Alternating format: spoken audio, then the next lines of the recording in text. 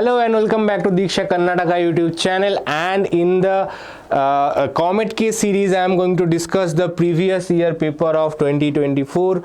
This is evening shift paper for physics, definitely. So 60 questions we are trying to solve in this paper.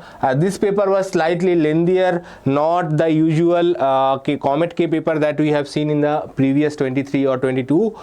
So this paper was slightly lengthier and slightly trickier than usual. So let's see, and definitely you cannot expect someone to solve all the 60 questions in the allotted time. So the trick is to solve more questions accurately than ever. Okay, if you solve as many questions as possible in small amount of time, then you can get the correct answer. Now let's see the first question. The binding energy per nucleon for carbon 12 is 7.68 MeV, and for carbon 13 is 7.47 MeV. The energy required to remove a neutron from C13. So C13 has an extra neutron. You want to remove that neutron. How can you remove that neutron from this? So first of all, what is the total binding energy of C12? Total binding energy of C12 is basically 7.68 into 12. Okay, this is the binding energy per nucleon. You have to calculate the binding energy, total binding energy, and it is in mega electron volt. So a mega electron volt means you have to be careful. It will be 10 to the power of 6 eV. Okay. Now here the question is slightly tricky. If you see the options, 10 to the power of 6 MeV, 10 to the power of minus 13 MeV. So definitely if you see the order, you can easily neglect these two options. Out of these two options, one of them will be correct. So basically, if you don't need to do the multiplication, only thing you are supposed to do. So binding energy per carbon, you can C13 will be 7.47. What I am trying to say is that into 10 to the power of 6 eV. Okay, what I am trying to say is that basically if you see what you will get, 7.68 into 12 minus 7.47 into 13, okay, into 10 to the power of 6 into 1.6 into 10 to the power of minus 19. Okay, so after multiplying all these terms, the value will be 7.92. You can check that out. It will be 7.92. Only thing you need to be careful about, 10 to the power of 6, 10 to the power of minus 19. That means it will be 10 to the power of minus 13 joules. Okay, so correct answer is 7.92 into 10 to the power of minus 13 joules. So option C is correct in this case. So even if you have made some mistakes, even if you have done calculation error, only by calculating the 10 to the power value you can guess the correct answer. So that is one of the tricks in some of the question papers. If you know how to solve it, even if you don't know exact mechanism, if you know how to calculate it, what is the formula they have asked you, you can still solve it. So the distance between distance of closest approach when the alpha particle of kinetic energy 6.5 MeV strikes a nucleus of atomic number 50 is. So here we have a nuclei of atomic number 50. Okay, and the distance of closest approach. Now it is about helium, right? Alpha particle is doubly positive helium, so it is plus 2. So what is at the distance of closest approach, what happens? First of all, if you forgotten, at the distance of closest approach, basically this is the distance of closest approach D. Okay, whatever is the kinetic energy of the incoming particle, that kinetic energy basically equals to the potential energy of the particle when it is at the closest approach. So kinetic energy at the beginning, when it started some very far away, okay, the kinetic energy, it has only kinetic energy, but when slowly it reaches to the closest approach point, entire energy becomes its potential energy. So what is the potential energy of this? So Z is given 50. The charge of an helium is 2. So potential energy is basically given by K q1 q2 by the distance. Okay, so this is the potential energy, and that should be equals to the kinetic energy with which it started its journey, right? Conservation of energy, entire kinetic energy converted into potential energy. That's how it works. So D will be equals to K q1 q2 by Ek. Now remember, everything is in SI except Ek. Ek is given in MeV, so you have to be careful. So what is K? K is 9 into 10 to the power of 9. What is the charge of an helium atom? That is Q1. It is 2 into E, right? Charge of an electron. So what is the charge of the nucleus? 50 times E. Atomic number times E is the charge of an electron. What is the kinetic energy? Kinetic energy is 6.5 mega electron volt, 10 to the power of 6. Electron volt means you have to multiply with the value of E over here. So one of the E will cancel. Okay, if you see, I have not multiplied the value of E over here because I know some of them will be cancelled. Okay, now let's see what else we can cancel. 10 to the power of 6, it will cancel. 6.5 and 9, they will be cancelled by somewhat. So it will be, if you consider 6.6, you will it will be 2, 3.3, 1.1, 3. Okay, so approximately it will be 3 5s are 15 E into 10 to the power of 150 E. It is not exact. We have done a small correction over here. 1.1 we have ignored it. Okay, if you have a calculator, you can calculate it. So 10 to the power of 3. Okay, so this is the distance. Now this is in meters.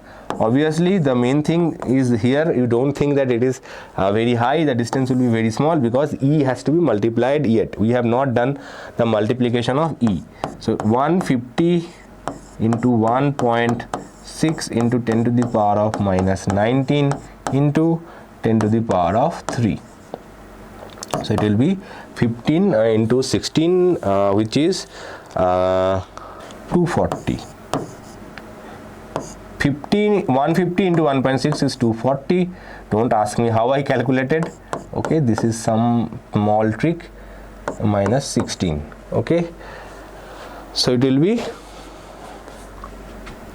if you see, answer is given in femtometer. So the answer is given in femtometer, but if you see carefully, it will be 24 femtometer. Okay, answer is 24 femtometer. For this question, answer does not match, even though most of the places I have seen they have not solved it.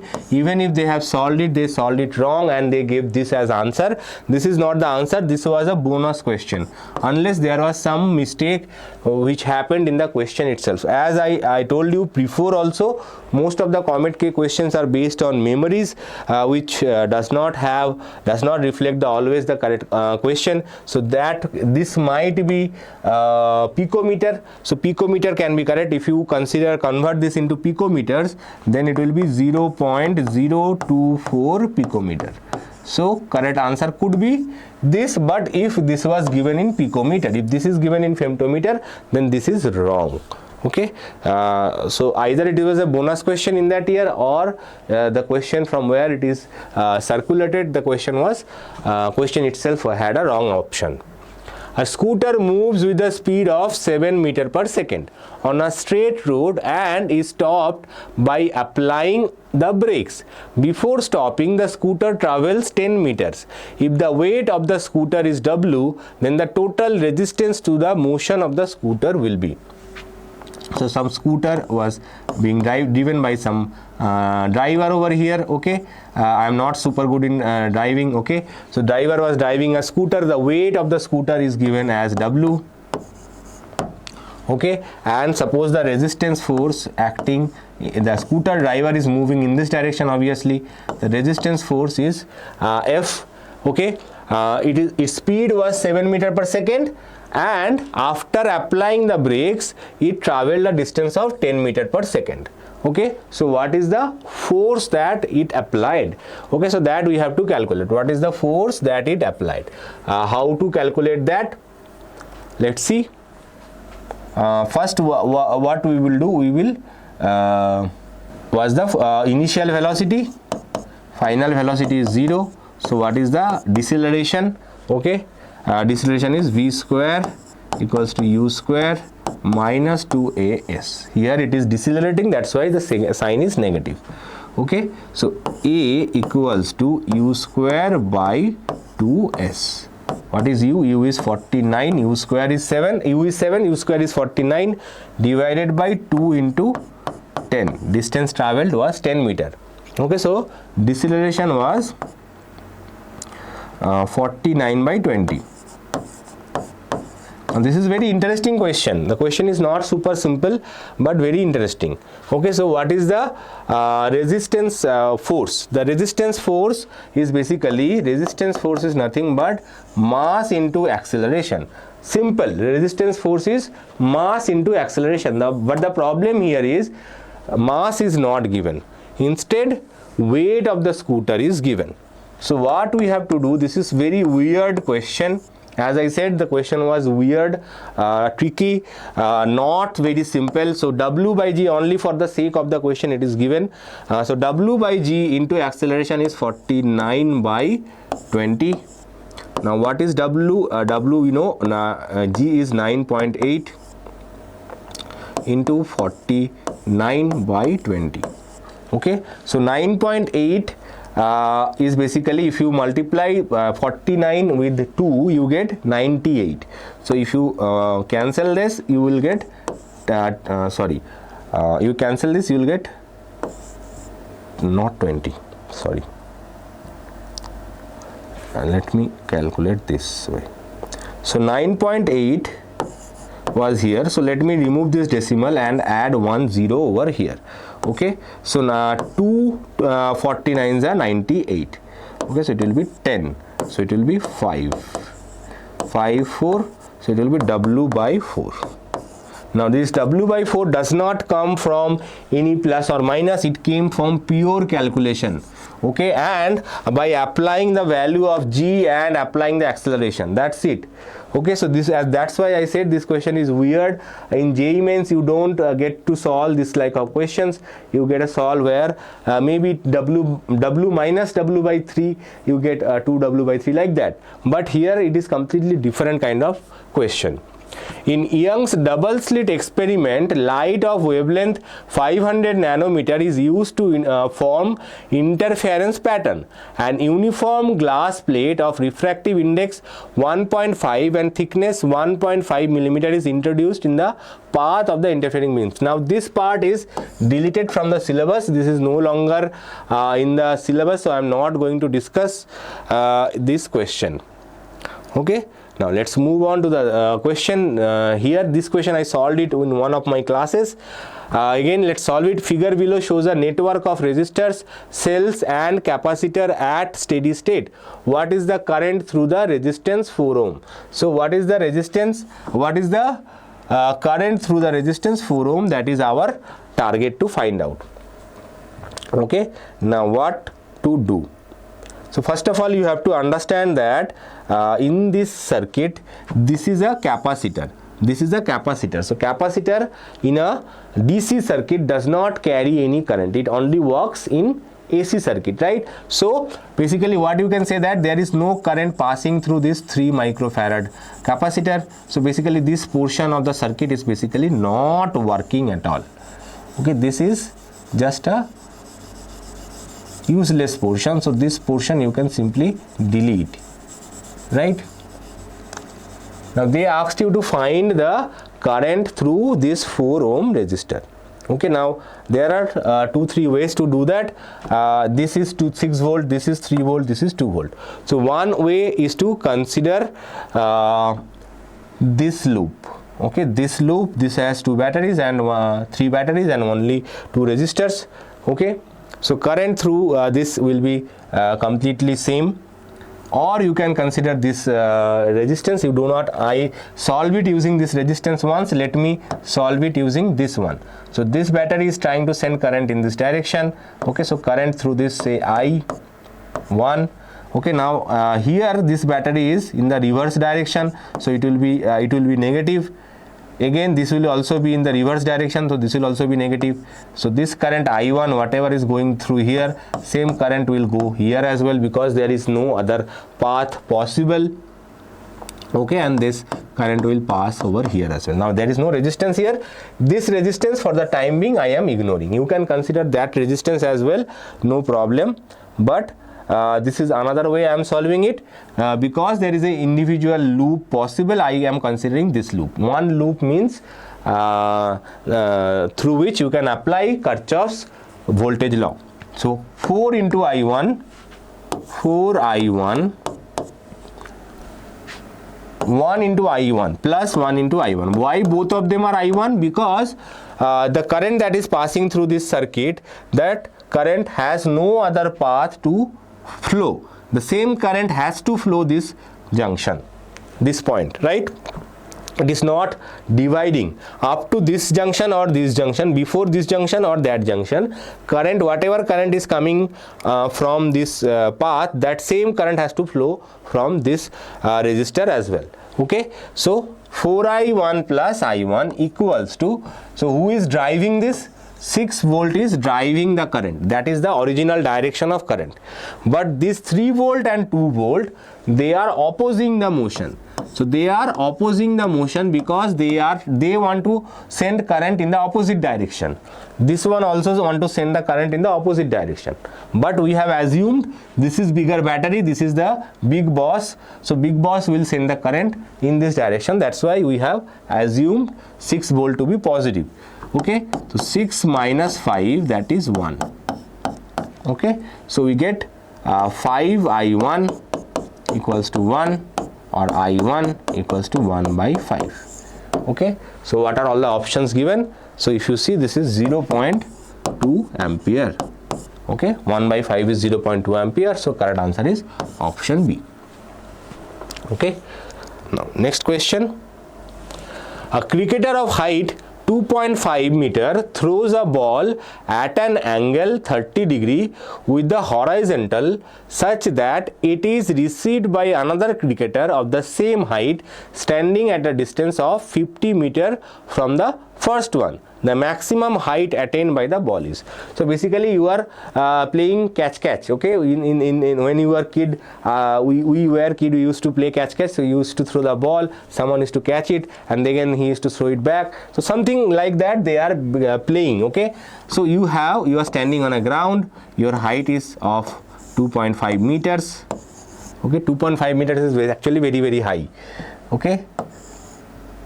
Now, though two persons almost more than 6 feet tall, so he threw this ball.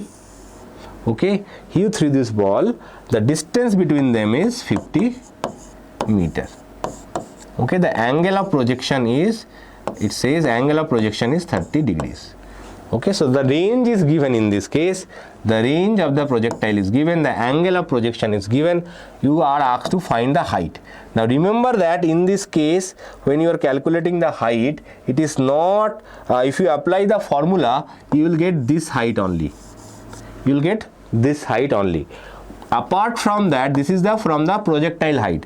Apart from that, you have to add this height as well. That is the height of the person, that is 2.5 meters. So at the end, you have to add this 2.5 meter to calculate the final height. Okay, so what is the formula for range?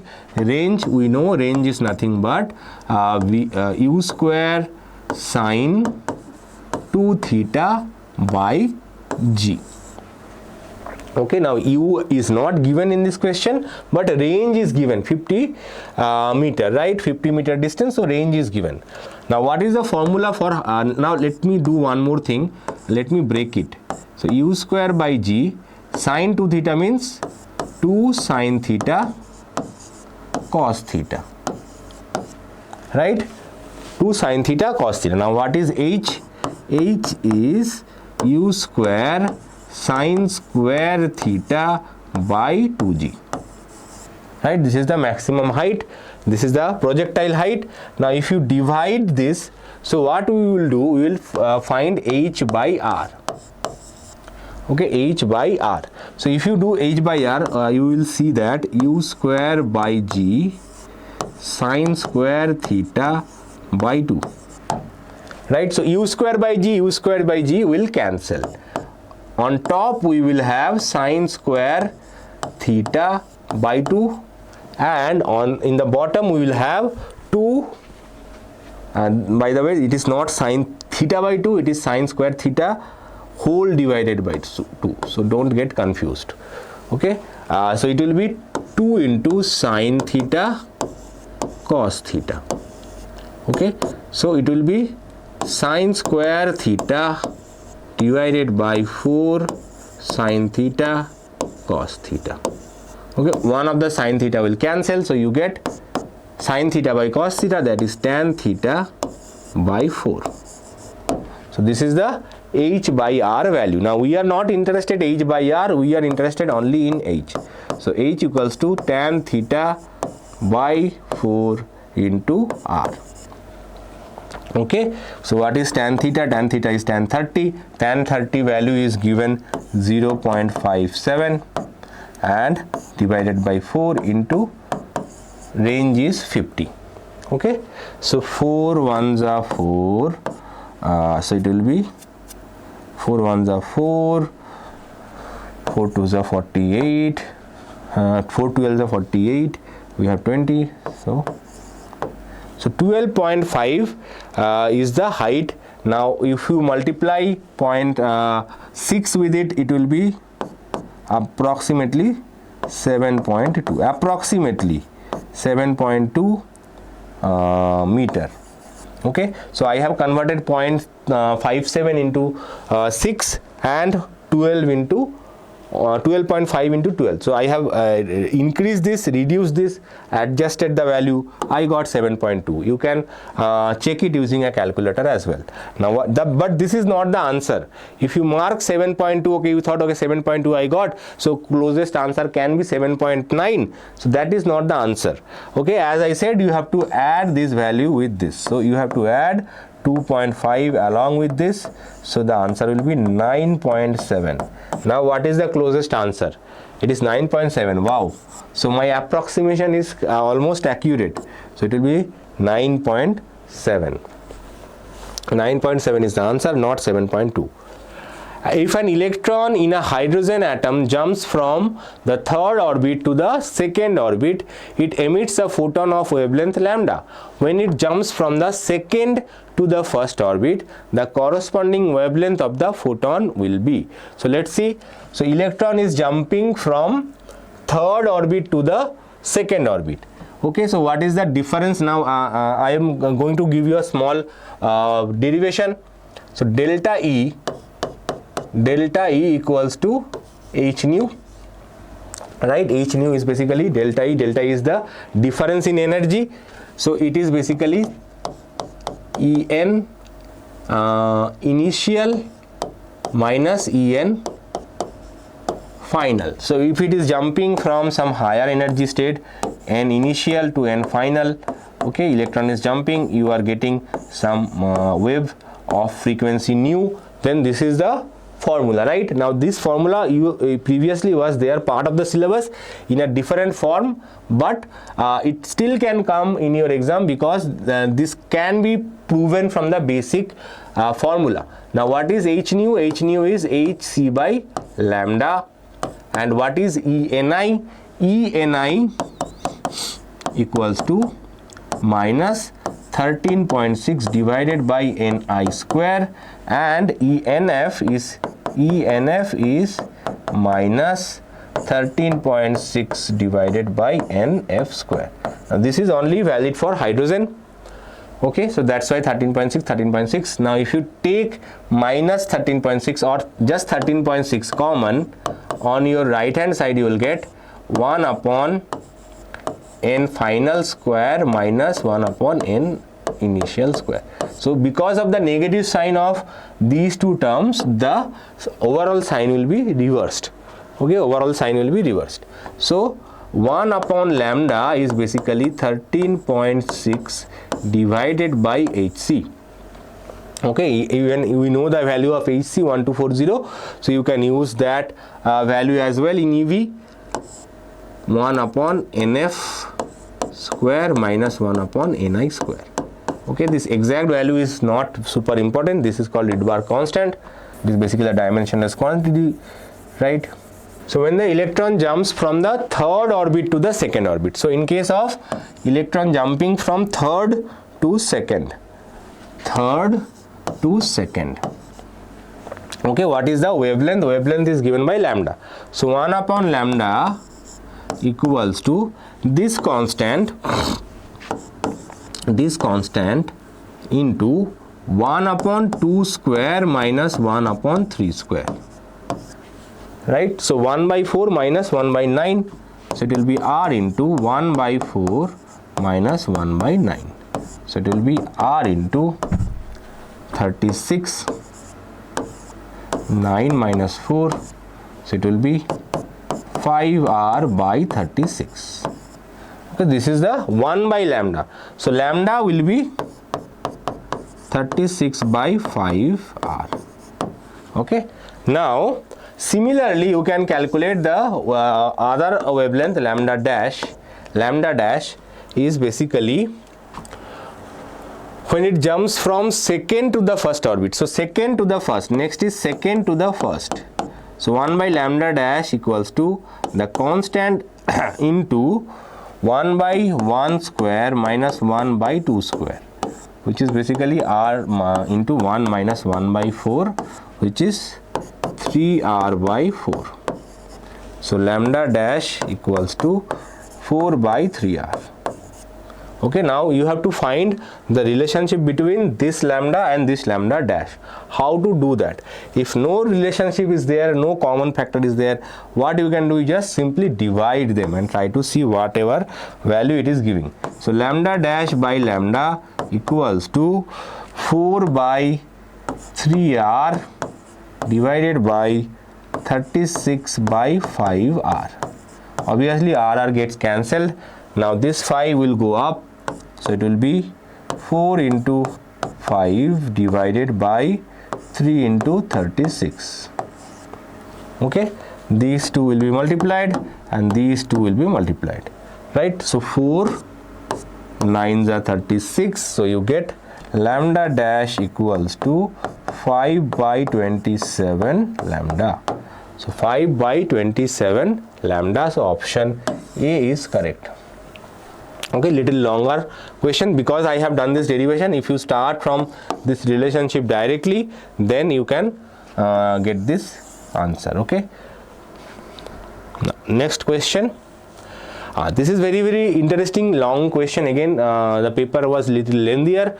A solid cylinder of mass 2 kilograms and radius 0.2 meter is rotating about its own axis without friction with angular velocity 5 radian per second.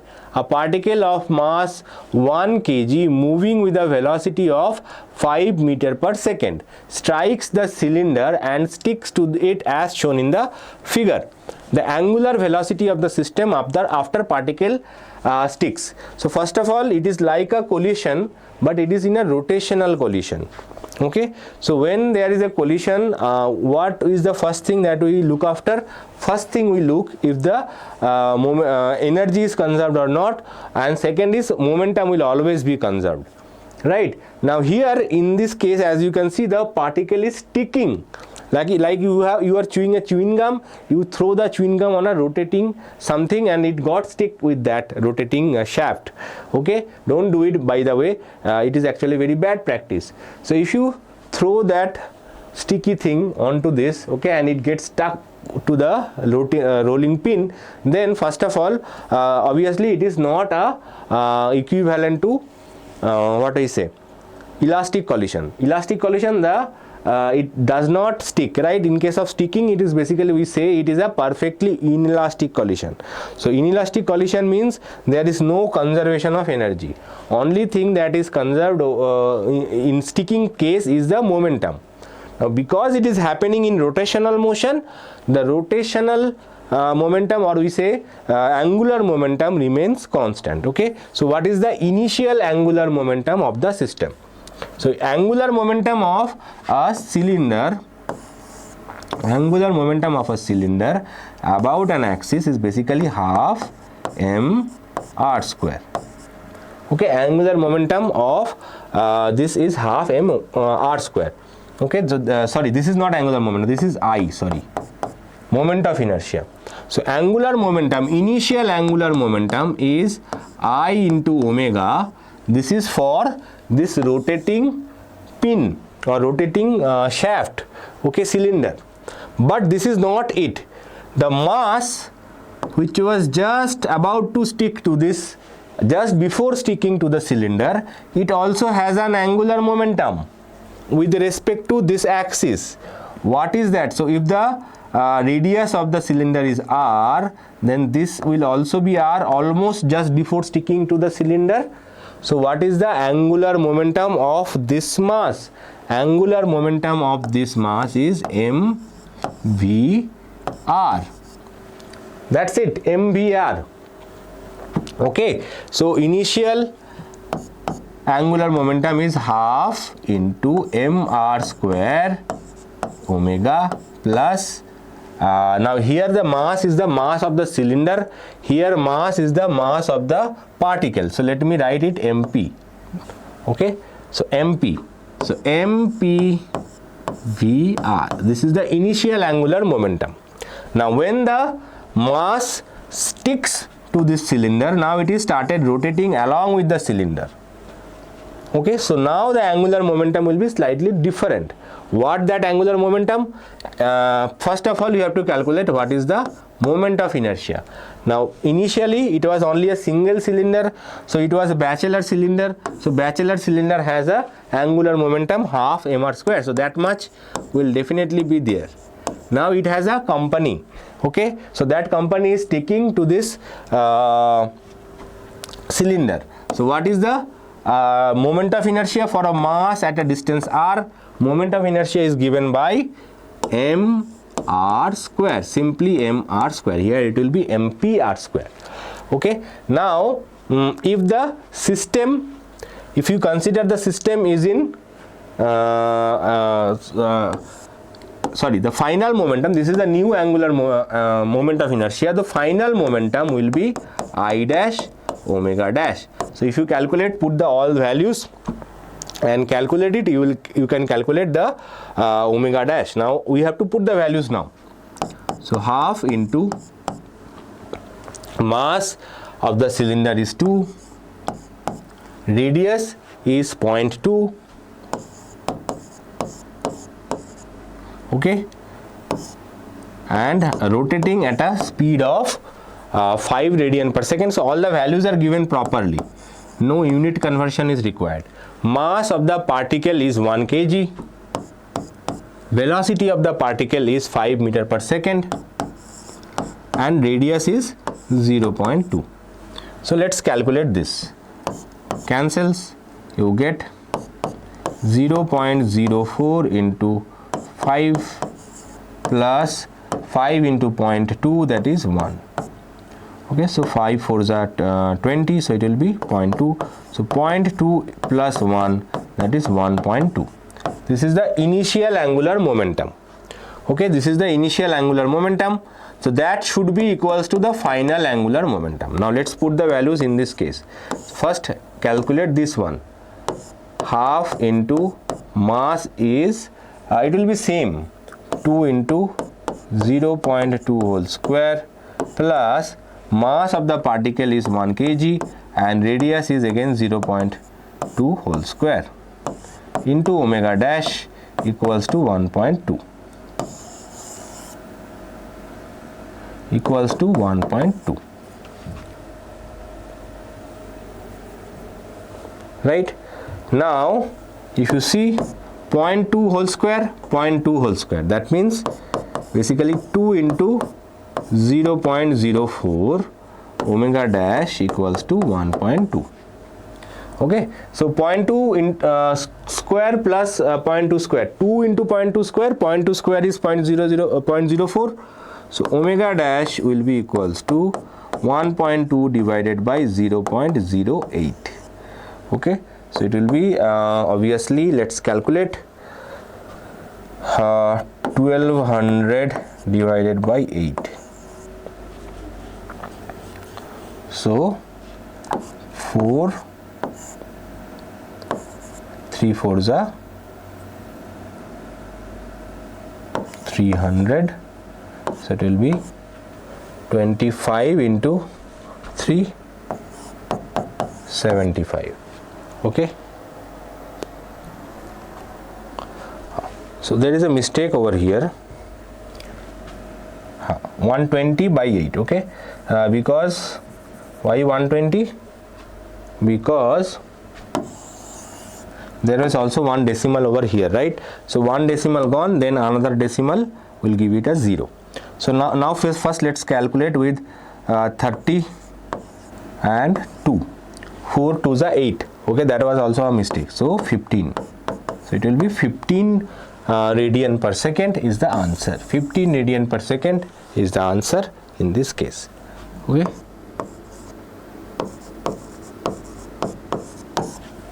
next question, a neutral water molecule is placed in an electric field E equals to 2.5 into 10 to the power of 4 Newton per Coulomb. The work done to rotate it by 180 degree is 5 into 10 to the power of minus 25 joules.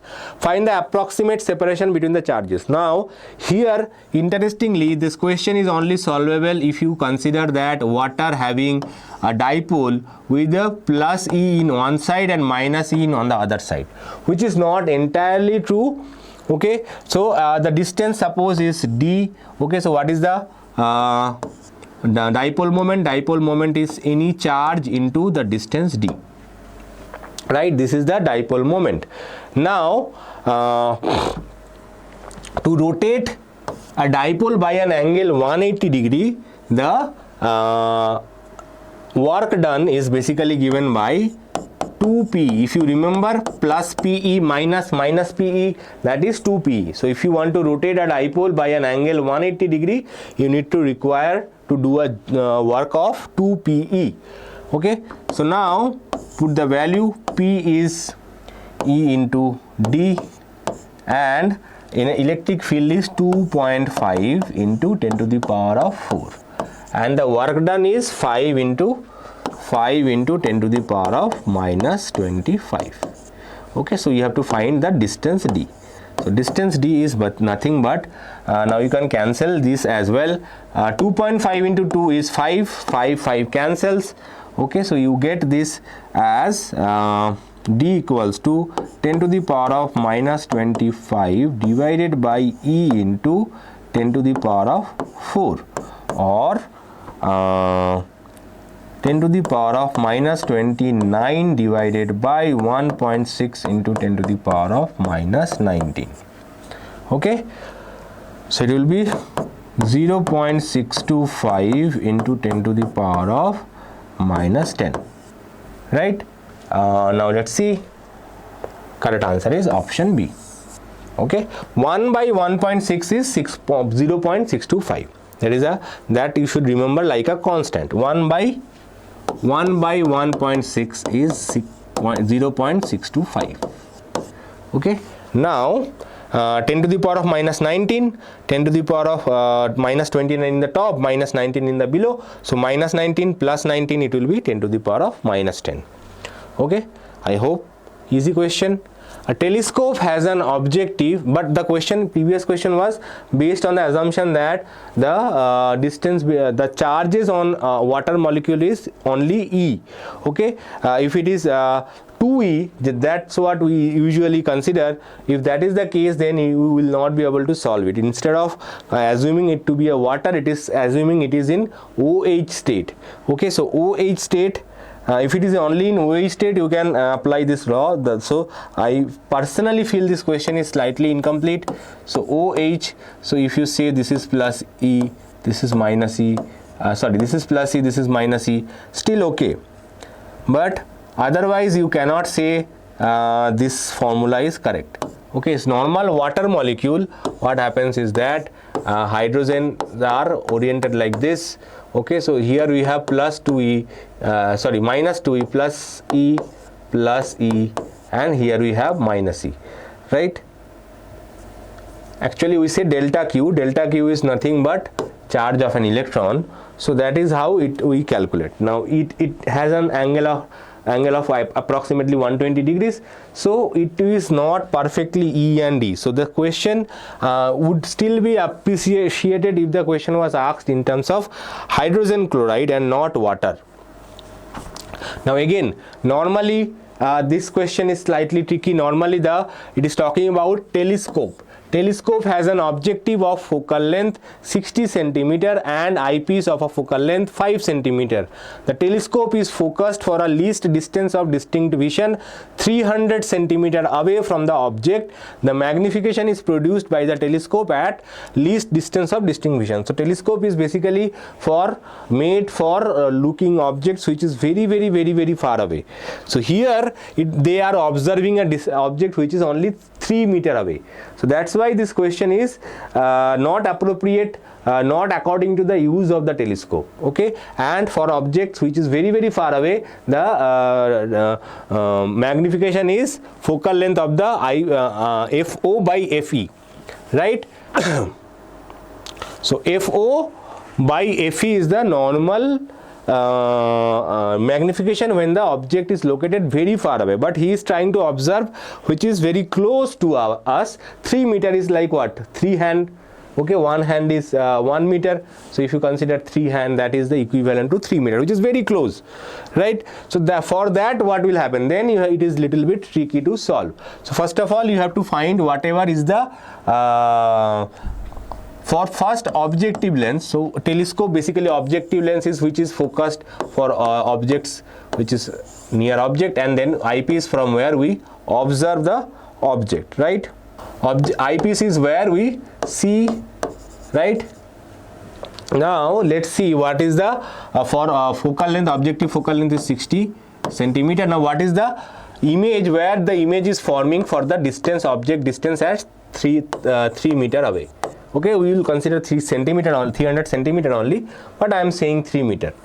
Okay, so 1 by FO equals to 1 by V minus 1 by U.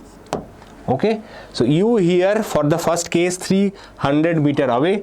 300 meter away means 1 upon FO, 300 centimeter away, 1 by V minus 300. Right, U is always negative, so that's why minus 300. Now you have to calculate whatever is V. So 1 by V equals to 1 by 60 minus 1 by 300. Okay, this will go to other side. So the LCM is 300. So 5 minus 1. So 4 by 300. That is 75. Okay, so V equals to 75 centimeter. So what is the magnification? Magnification by objective lens. Magnification by objective lens is given by V by U. So if you see, the magnification by objective lens is much less, right? So it will be 75 divided by 300, which is 1 by 4. So 1 by 4 is the magnification by the objective lens. So what is the total magnification? Total magnification is magnification by objective lens times magnification by eye lens. Okay, so it is 1 by 4, and for eye lens it is 1 plus D by FE. Okay, this is the formula for magnification of eye lens. So what is D? D is given here, the normal distance of distinct vision, which is 25 centimeter. Okay, that is the standard value. So 25 divided by 5. Okay, so it will be 5. So 5 plus 1 is 6. 6 by 4. That is 1.5. Okay, so answer is 1.5.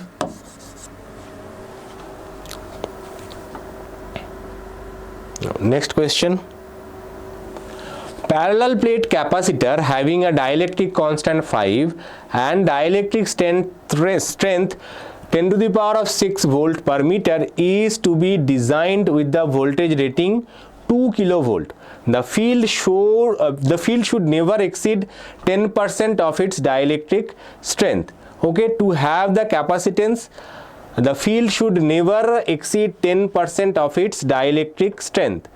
Okay, so what is the value, maximum value of dielectric strength is basically electric field. So what is the maximum value of electric field? Maximum value of electric field will be 10 to the power of 6. This is the dielectric strength, and it should not exceed 10% of it, that is 10 divided by 100. So it will be 10 to the power of 5 volt per meter. So the maximum electric field allowed in this case, first let us calculate this one, this will be very handy. So maximum electric field allowed between the plates of capacitor is 10 to the power of 5 volt per meter.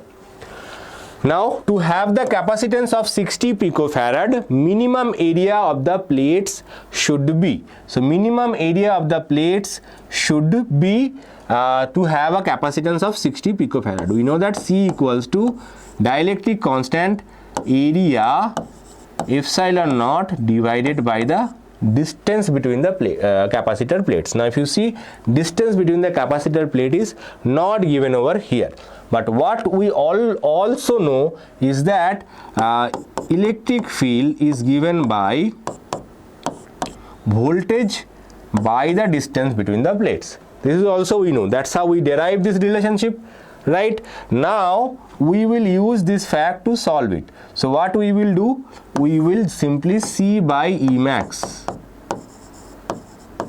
C by Emax equals to K A epsilon naught by D divided by V by D, that is multiplied by D by V, right? So D cancels.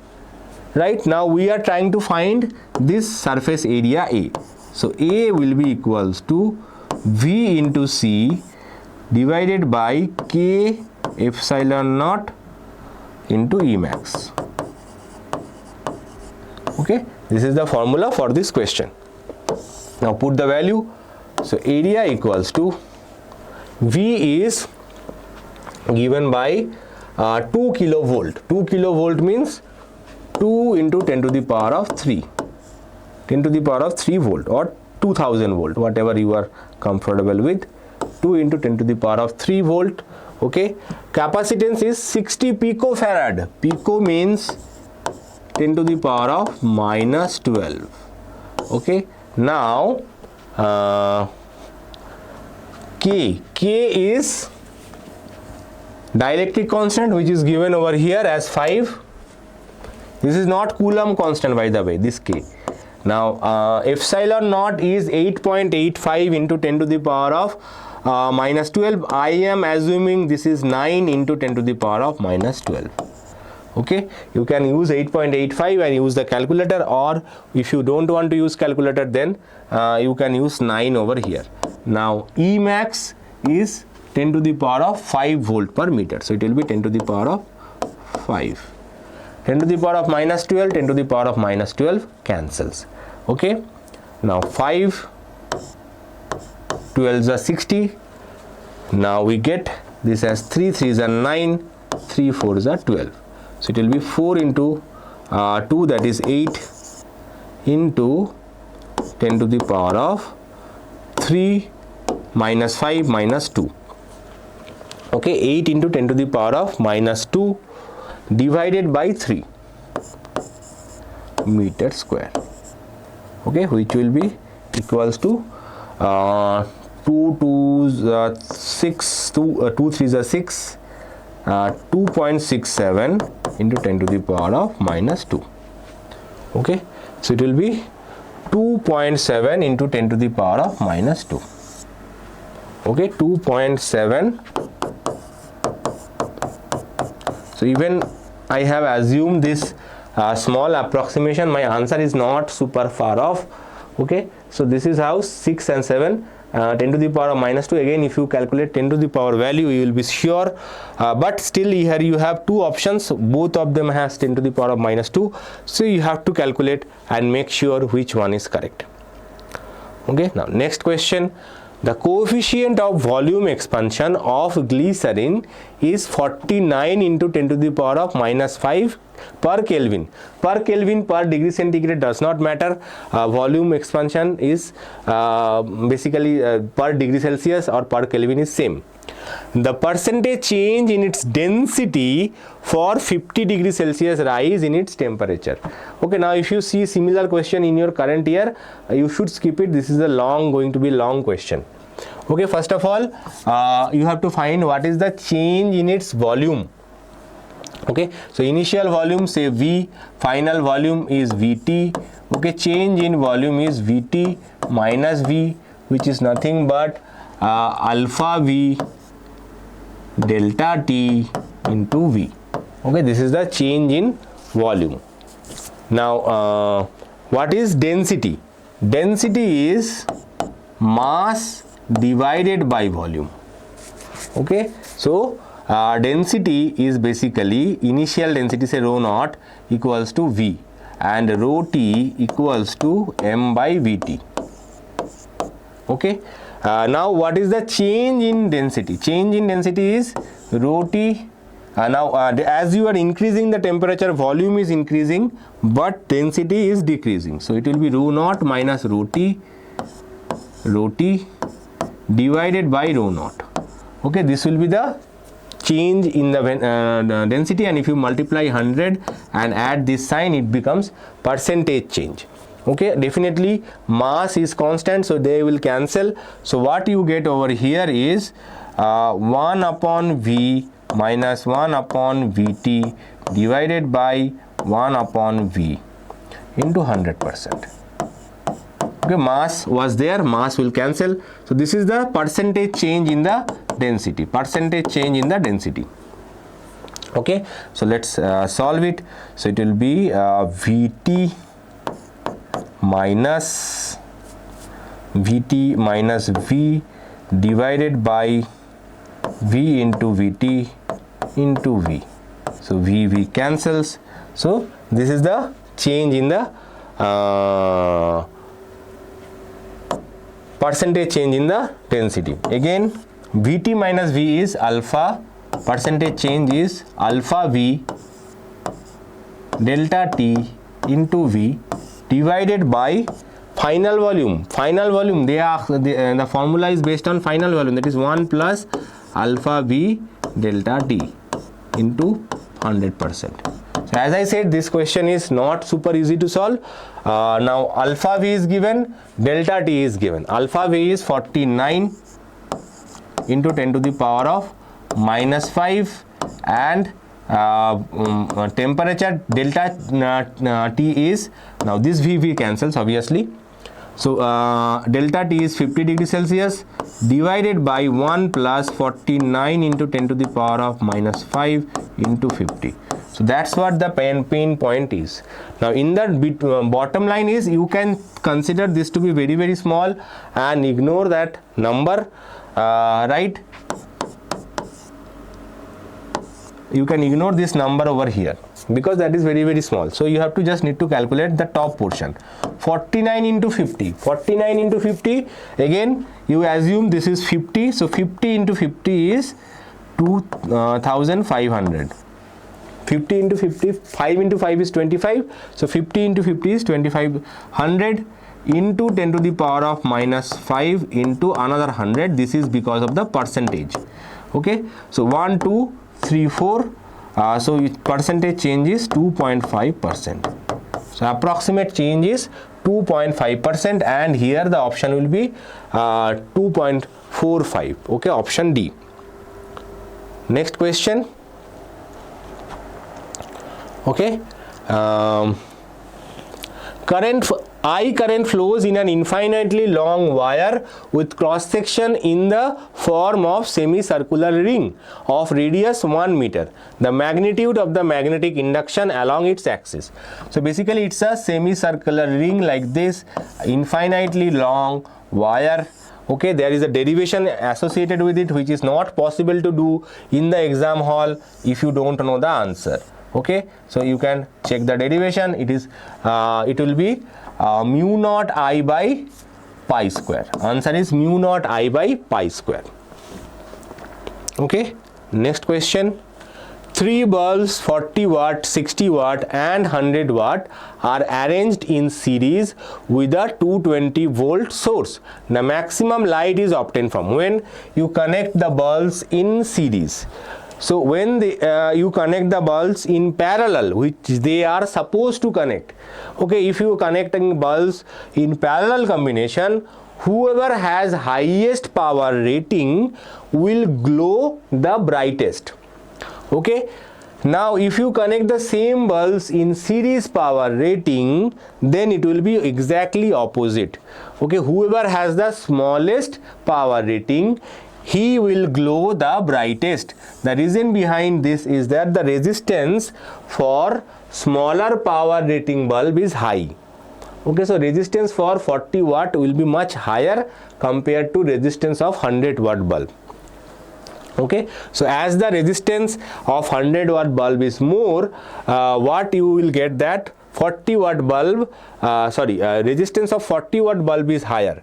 So resistance of 40 watt is much higher than resistance of 60 watt, and that is much higher than resistance of the 100 watt. 100 watt have the smallest resistance. Okay, now in series connection, higher the resistance, higher will be the voltage drop. Higher the voltage drop, brighter it will glow. So that's why 40 watt will glow the brightest.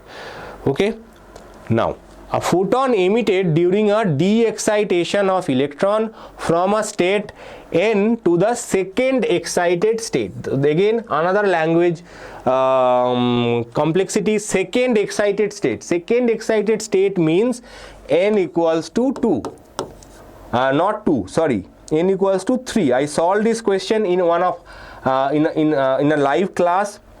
There I solved this question, I didn't read it properly, and I solved it for n equals to 2. Okay, it will be n equals to 3. Okay, remember that second excited state. Second excited state means n equals to 3. Okay, a photon emitted during a de-excitation of electron from a state n to second excited state in a hydrogen atom irradiates a metallic electrode of work function 0.5 electron volt.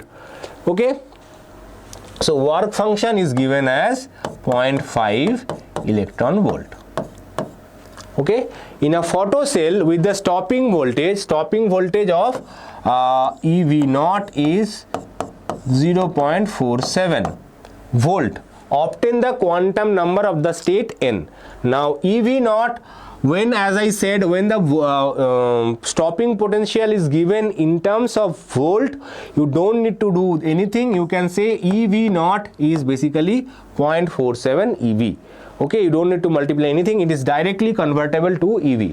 So 1 volt can be converted into 1 EV directly. So you don't need to multiply anything, or you have no need to divide anything. Okay, so first, what is the Einstein's formula? EV naught equals to h nu plus EV naught h nu minus phi. Okay, so what is h nu here? H nu is the difference in the energy level. So difference in the energy level, it is jumping from n to level 3. So what is the energy at En? Energy at En is minus 13.6 divided by n square. Okay, what is the energy at 3? It is minus 13.6 divided by 3 square. Okay, so minus plus, so 13.6 divided by 9 minus 13.6 divided by n square. This is the value of h nu in EV. Okay, so we have to put that value. So that equals to what? EV naught plus phi, right? If you take it on the other side, so EV naught is given as 0.5 and EV naught is given as 0.47. and phi is given as 0.5, which is equals to almost equals to 0.97. Okay, and from there you have to calculate that, okay, n square minus no need to do that. What we will do, no need to do the LCM here. What we will do, 13.6 divided by 9, which will be equals to 9 ones 9, we have 46, so it will be 5 9s are 46. It's approximately 1.5 minus 0.97 equals to 13.6 divided by n square. So n square is equals to 0.8, right? No, 7 3 plus 5, 0.8. So n square equals to 13.6 by 0.8. Okay, so this is nothing but 0.8 equals to 13.6 by n square. Now do the cross multiplication, so n square coming over here and 0.8 getting divided. So 8 point cancels. Let's cancel as much as possible. 4 6 6 2s are 12, 16 8. Okay, 4 2 34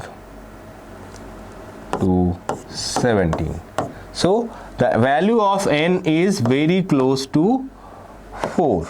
The value of n is coming out to be close to 4. If I have not made any mistake, you can check this calculation once more. According to me, it is very close to 4, not 5.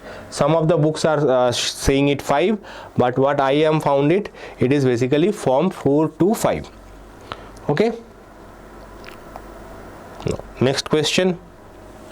The acceleration due to gravity at pole and equator can be related as, so acceleration due to gravity at equator is smallest, acceleration due to gravity at pole is highest. Okay, so acceleration due to gravity at equator is smaller than that of acceleration at pole. So GE is smaller than GP.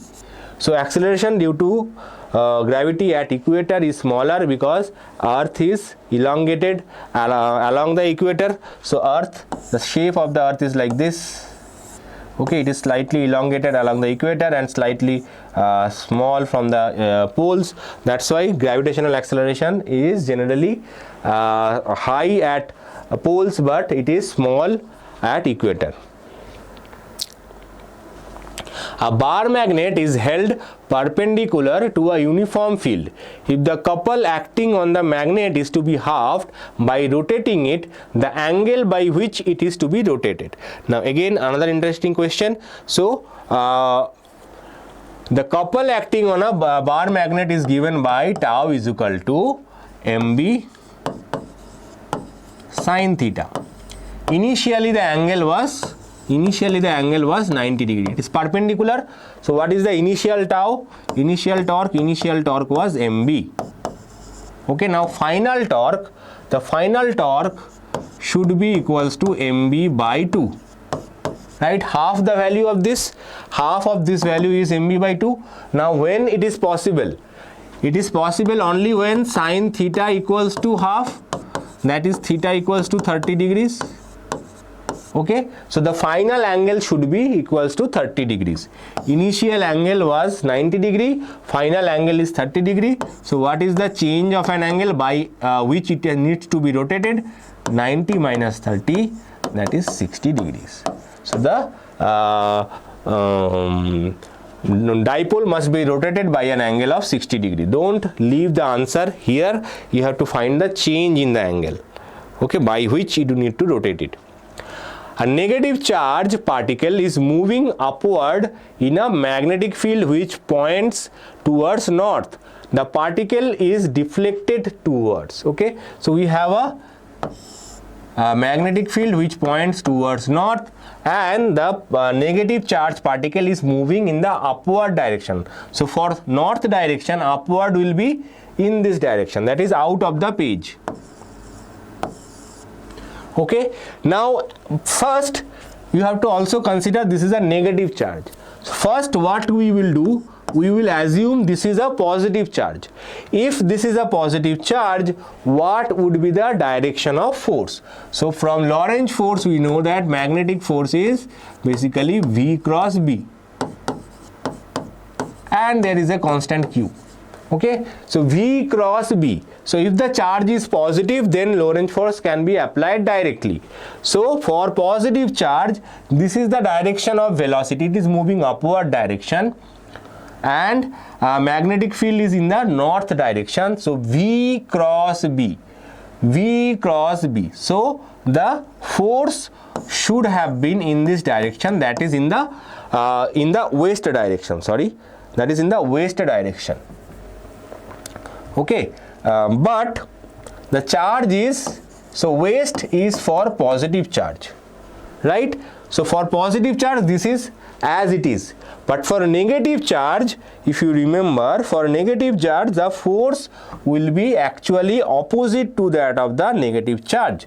So for a negative charge the force will be in the east direction.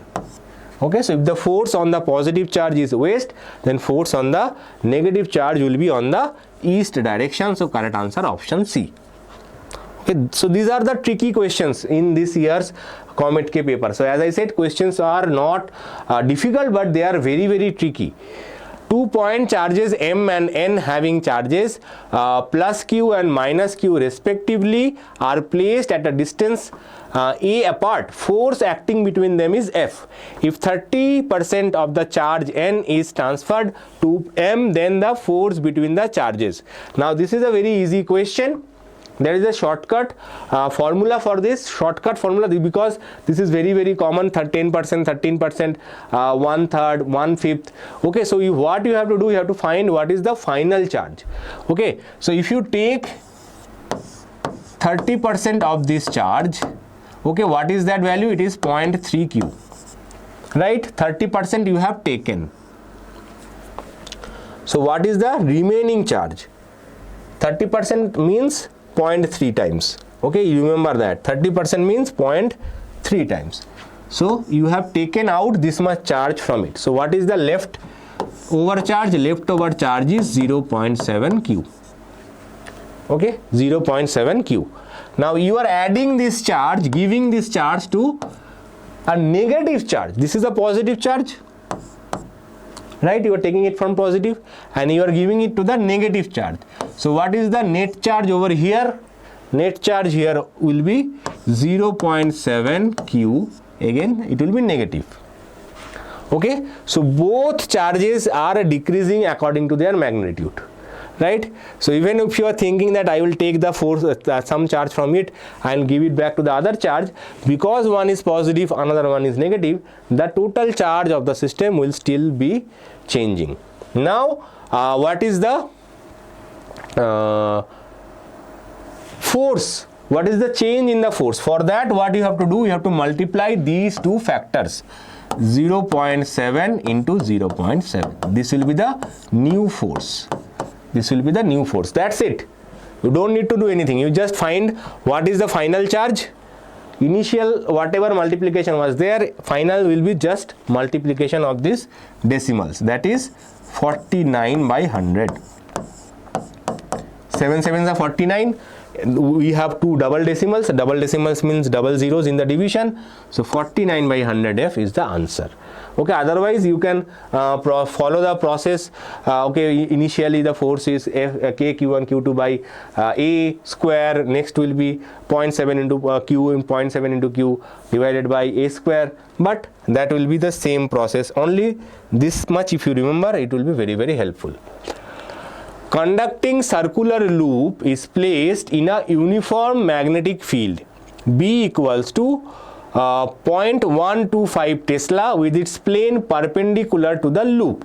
The radius of the loop is made to shrink at the rate of 2 millimeter per second. Then the induced EMF when the radius is 4 centimeter. So here we have a loop, okay, some magnetic field is associated with it, and the radius of this loop is changing, radius of this loop is shrinking, okay, and that change in radius, that we are saying dr by dt is given by 2 millimeter per second, or it is basically 2 into 10 to the power of minus 3 meter per second.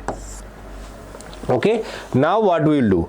Now what we have to do, we have to find the flask. Flask is magnetic field into area. Now what is induced EMF? Induced EMF is d phi by dt, that is magnetic field is constant, area is changing because the circle is shrinking, so dA by dt. Now what is A? A is pi r square. Now so what is dA by dt?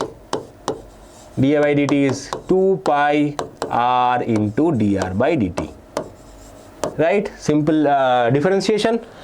So we have to put that value over here, so it will be B into 2 pi r dr by dt.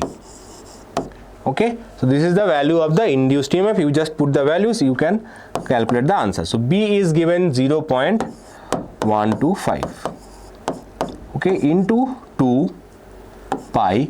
Now is it given? Yeah, it is given in terms of pi, so we will not need to multiply anything with pi. Now radius is given as 4 centimeter. 4 centimeter means again 4 into 10 to the power of minus 2.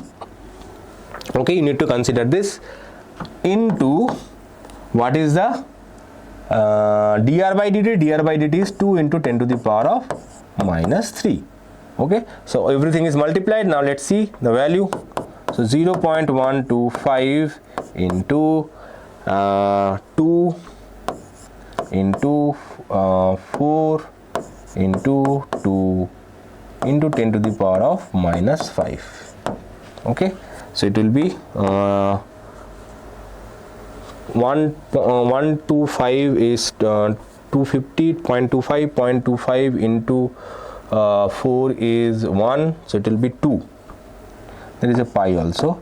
So this is 8 into 0.125 is 1. Okay, so 8 into 0.125 is 1, so we have only 2 pi into 10 to the power of minus 5, okay, volt. But if you see the answer is given in microvolt.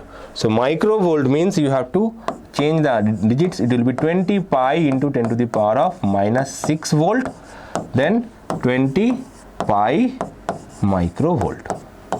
Okay, so 20 pi microvolt, option B is correct. Okay,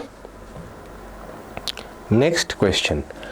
Figure below shows a lens of refractive index mu equals to 1.4, C1 and C2 are the centers of curvature of the two faces of the lens of radii of curvature 4 cm and 8 cm respectively.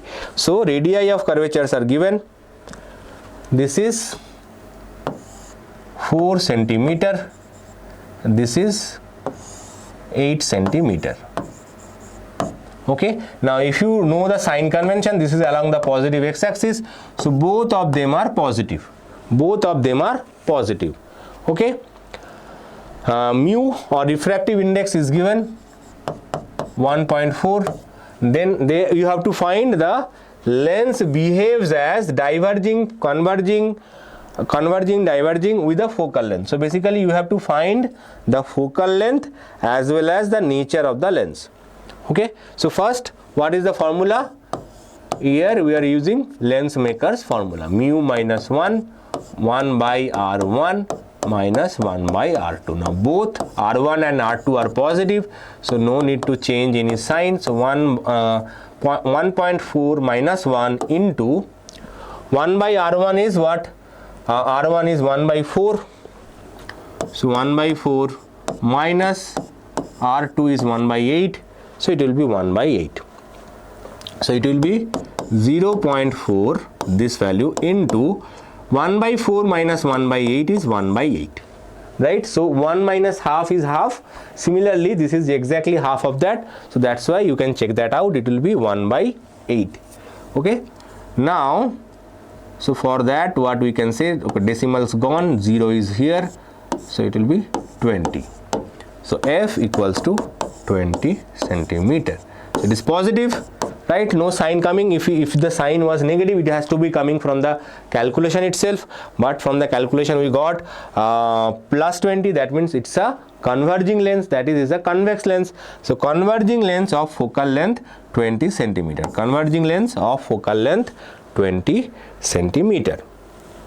The temperature of a wire is doubled. The Young's modulus of the elasticity. Now, if you increase the temperature of a material, generally the materials, the molecules in the material starts vibrating more and its length start increasing. That means even without applying much force, its length will increase. So its Young's modulus basically decrease. It is losing its elasticity by heating it, and if you heat it more, it will convert into a liquid. So there you cannot even apply Young's modulus theory anymore. So it is definitely decrease. So it will decrease with the increase in temperature. Okay. The wire of length 2 meter carries a current 1 ampere along the x-axis. A magnetic field B equals to B naught I plus J plus K Tesla exists in space. The magnitude of the electric force on the wire is. So what is the formula of magnetic force? Magnetic force on a current carrying wire is I into L cross B. Okay, this is the formula, BIL sin theta. Normally, because it is given in vector form, we have to use BIL cross B.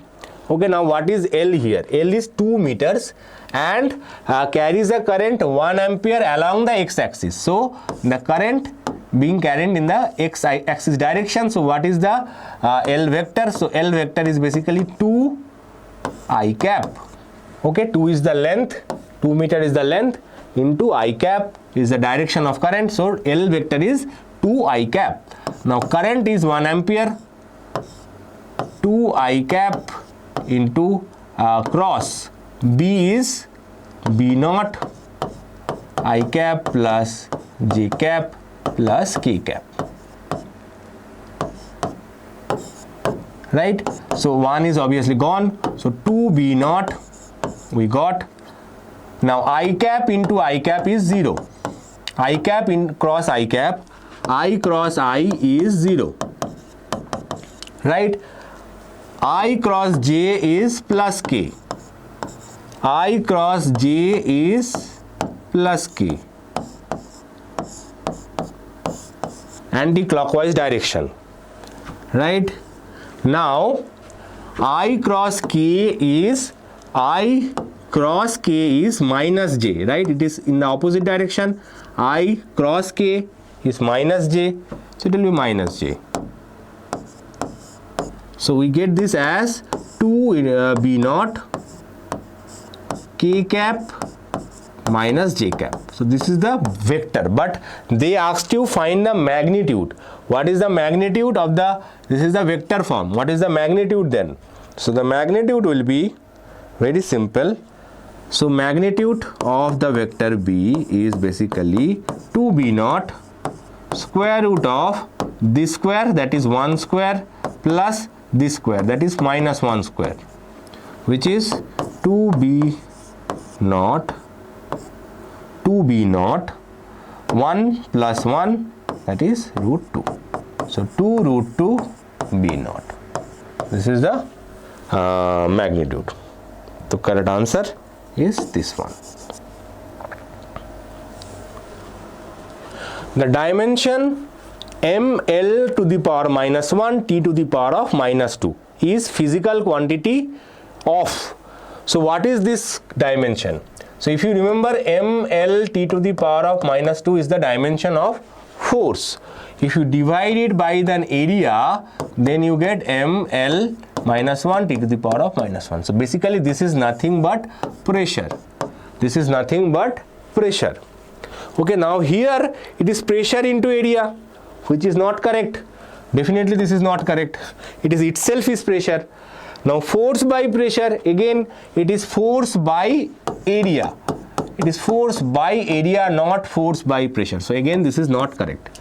Now power into time is joules, which is work done. Again this is not correct. Now energy density should be the answer. Let us check it once just for confirmation. What is energy density? Energy is basically energy's unit is joules and density is basically per unit volume. Okay, so that is meter cube. So what is joules? Joules means work done. Work done is m L square T to the power of minus 2 divided by volume. Volume means L to the power of 3.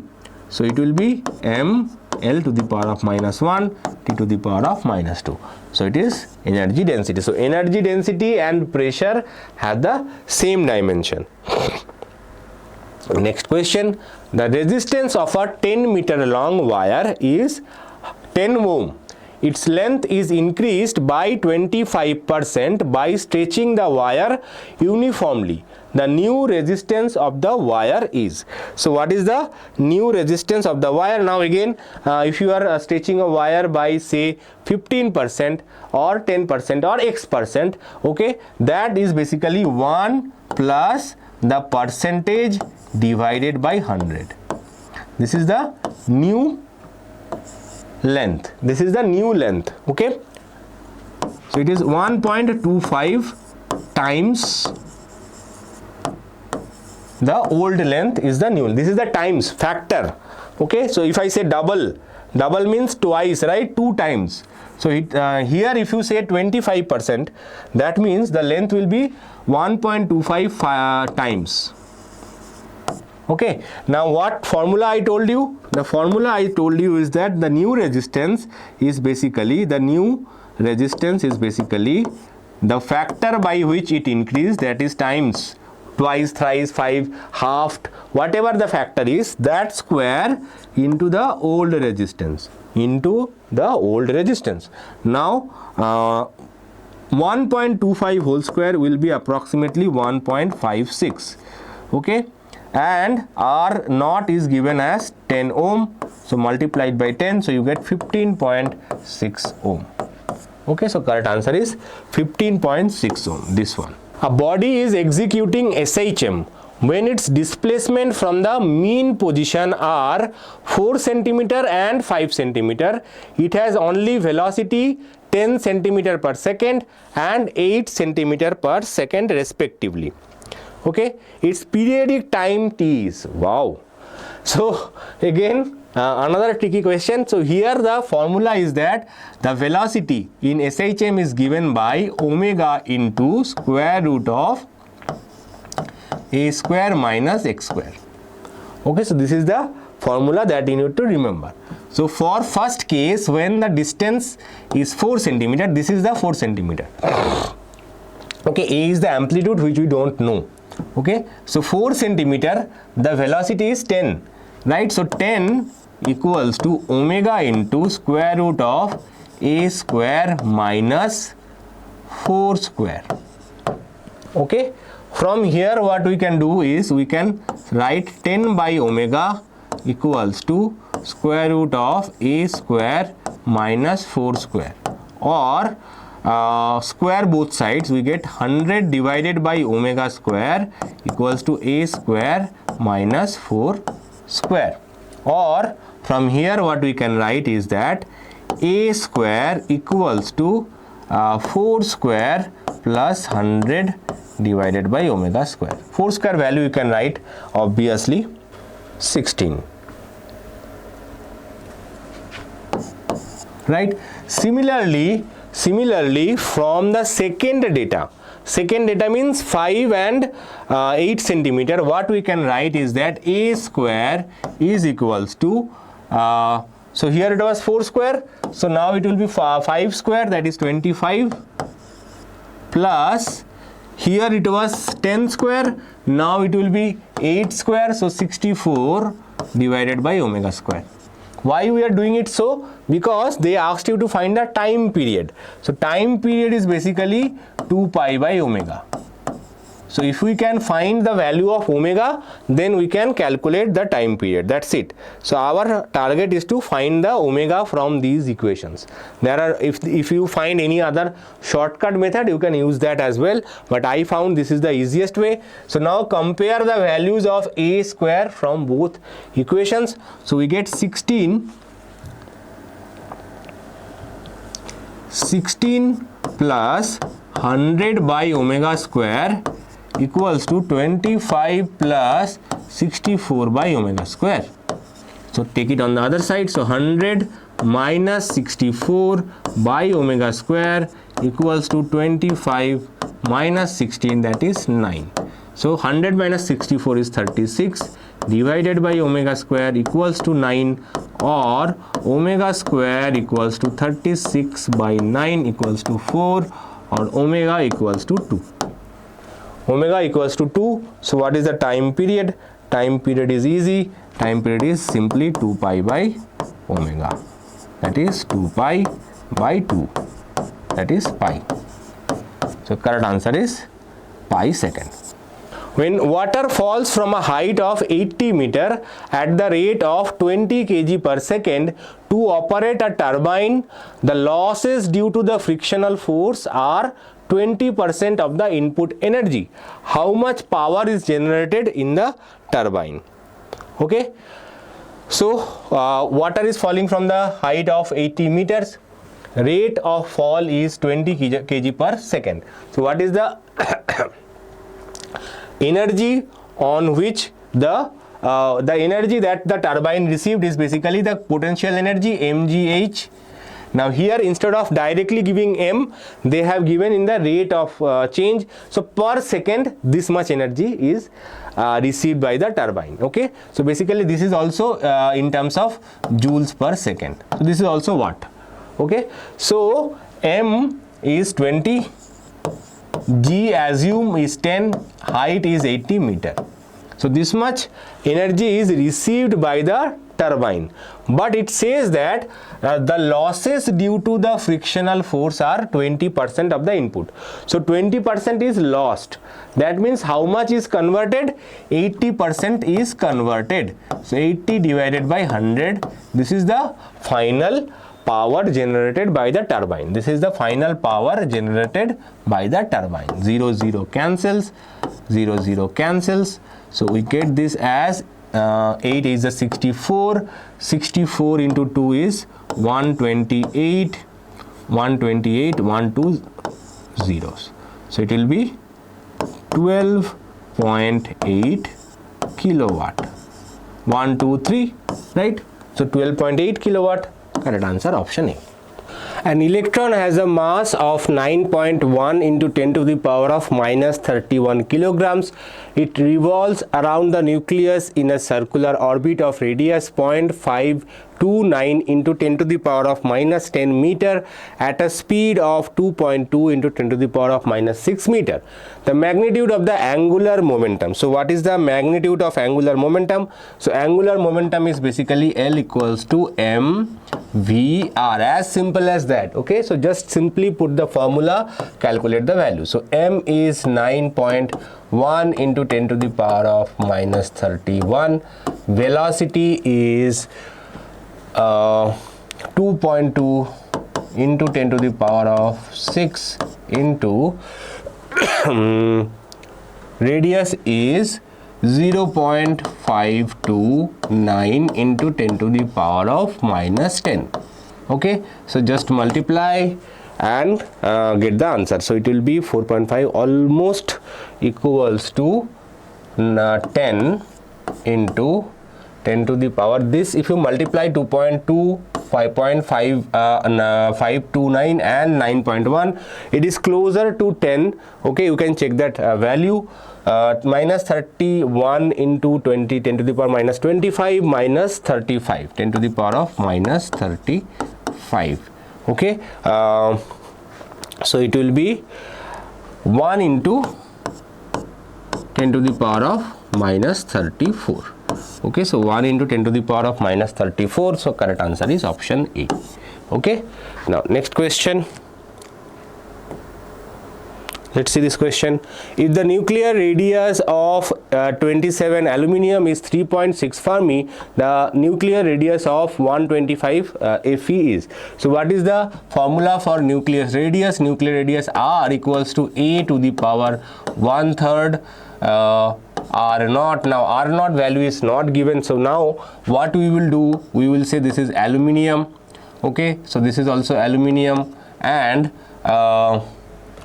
radius of Fe equals to A 1/3 Fe R naught. R naught is same, right? So what we will do, we will just divide it. So you get R Fe by R aluminium equals to A Fe divided by A aluminium whole to the power 1/3, right? Now what we will do, we will put the values. That is Fe is 125, aluminium is 27 to the power 1/3, that is 5/3, right? Now R aluminium is given, so R Fe is equal to 5/3 into 3.6 Fermi, that is 1.2, that is 6 Fermi.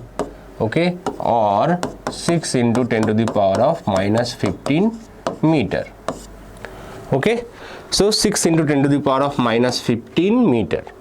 Next question. Fermi is 10 to the power of minus 15, right? Femtometer. Pico is 10 to the power of minus 12. When an AC source is connected to an inductive circuit, voltage and current are in same phase. Voltage is ahead of current in phase. So this is the correct answer. Voltage is ahead in current. So current lags, voltage leads. In inductive circuit, in capacitive circuit, current leads, voltage lags. Okay, so option B is correct. Next question. A satellite is revolving around the Earth in a circular orbit with the kinetic energy of 1.69 into 10 to the power of 10 joules. The additional kinetic energy required for just escaping into the outer space is. So kinetic energy is given, it's a satellite. So how to solve it? It appears to be very difficult question. A lot of formulas are actually required. Actually no, the simple formula is that a satellite, when it is orbiting around the Earth, okay, it has a potential energy and it has a kinetic energy, and to make it free, to make this satellite free, we need to provide energy equal to its potential energy, because its potential energy is negative, and that negative potential energy is actually binding it to the planet, right? So what is the kinetic energy? Kinetic energy value is given. Now what is the potential energy? Potential energy is minus 2 into kinetic energy. You just need to remember this. Okay, so what is the value of that? Value of that is minus 2 into 1.69 into 10 to the power of 10, that is minus 3.approximately 4 into 10 to the power of 10 joules. So this much energy you need to supply to make it free. Okay, this much energy is actually 3.38 into 10 to the power of 10 joules. So easy question, just only fact. This is same rule for atomic electrons for hydrogen atom as well. Okay, hydrogen like atom, you use the same formula, right? Here also the same formula for satellite. Next question. A ball is moving in a circular path of radius 5 meter. Okay, so ball is moving in a circular path of radius 5 meter.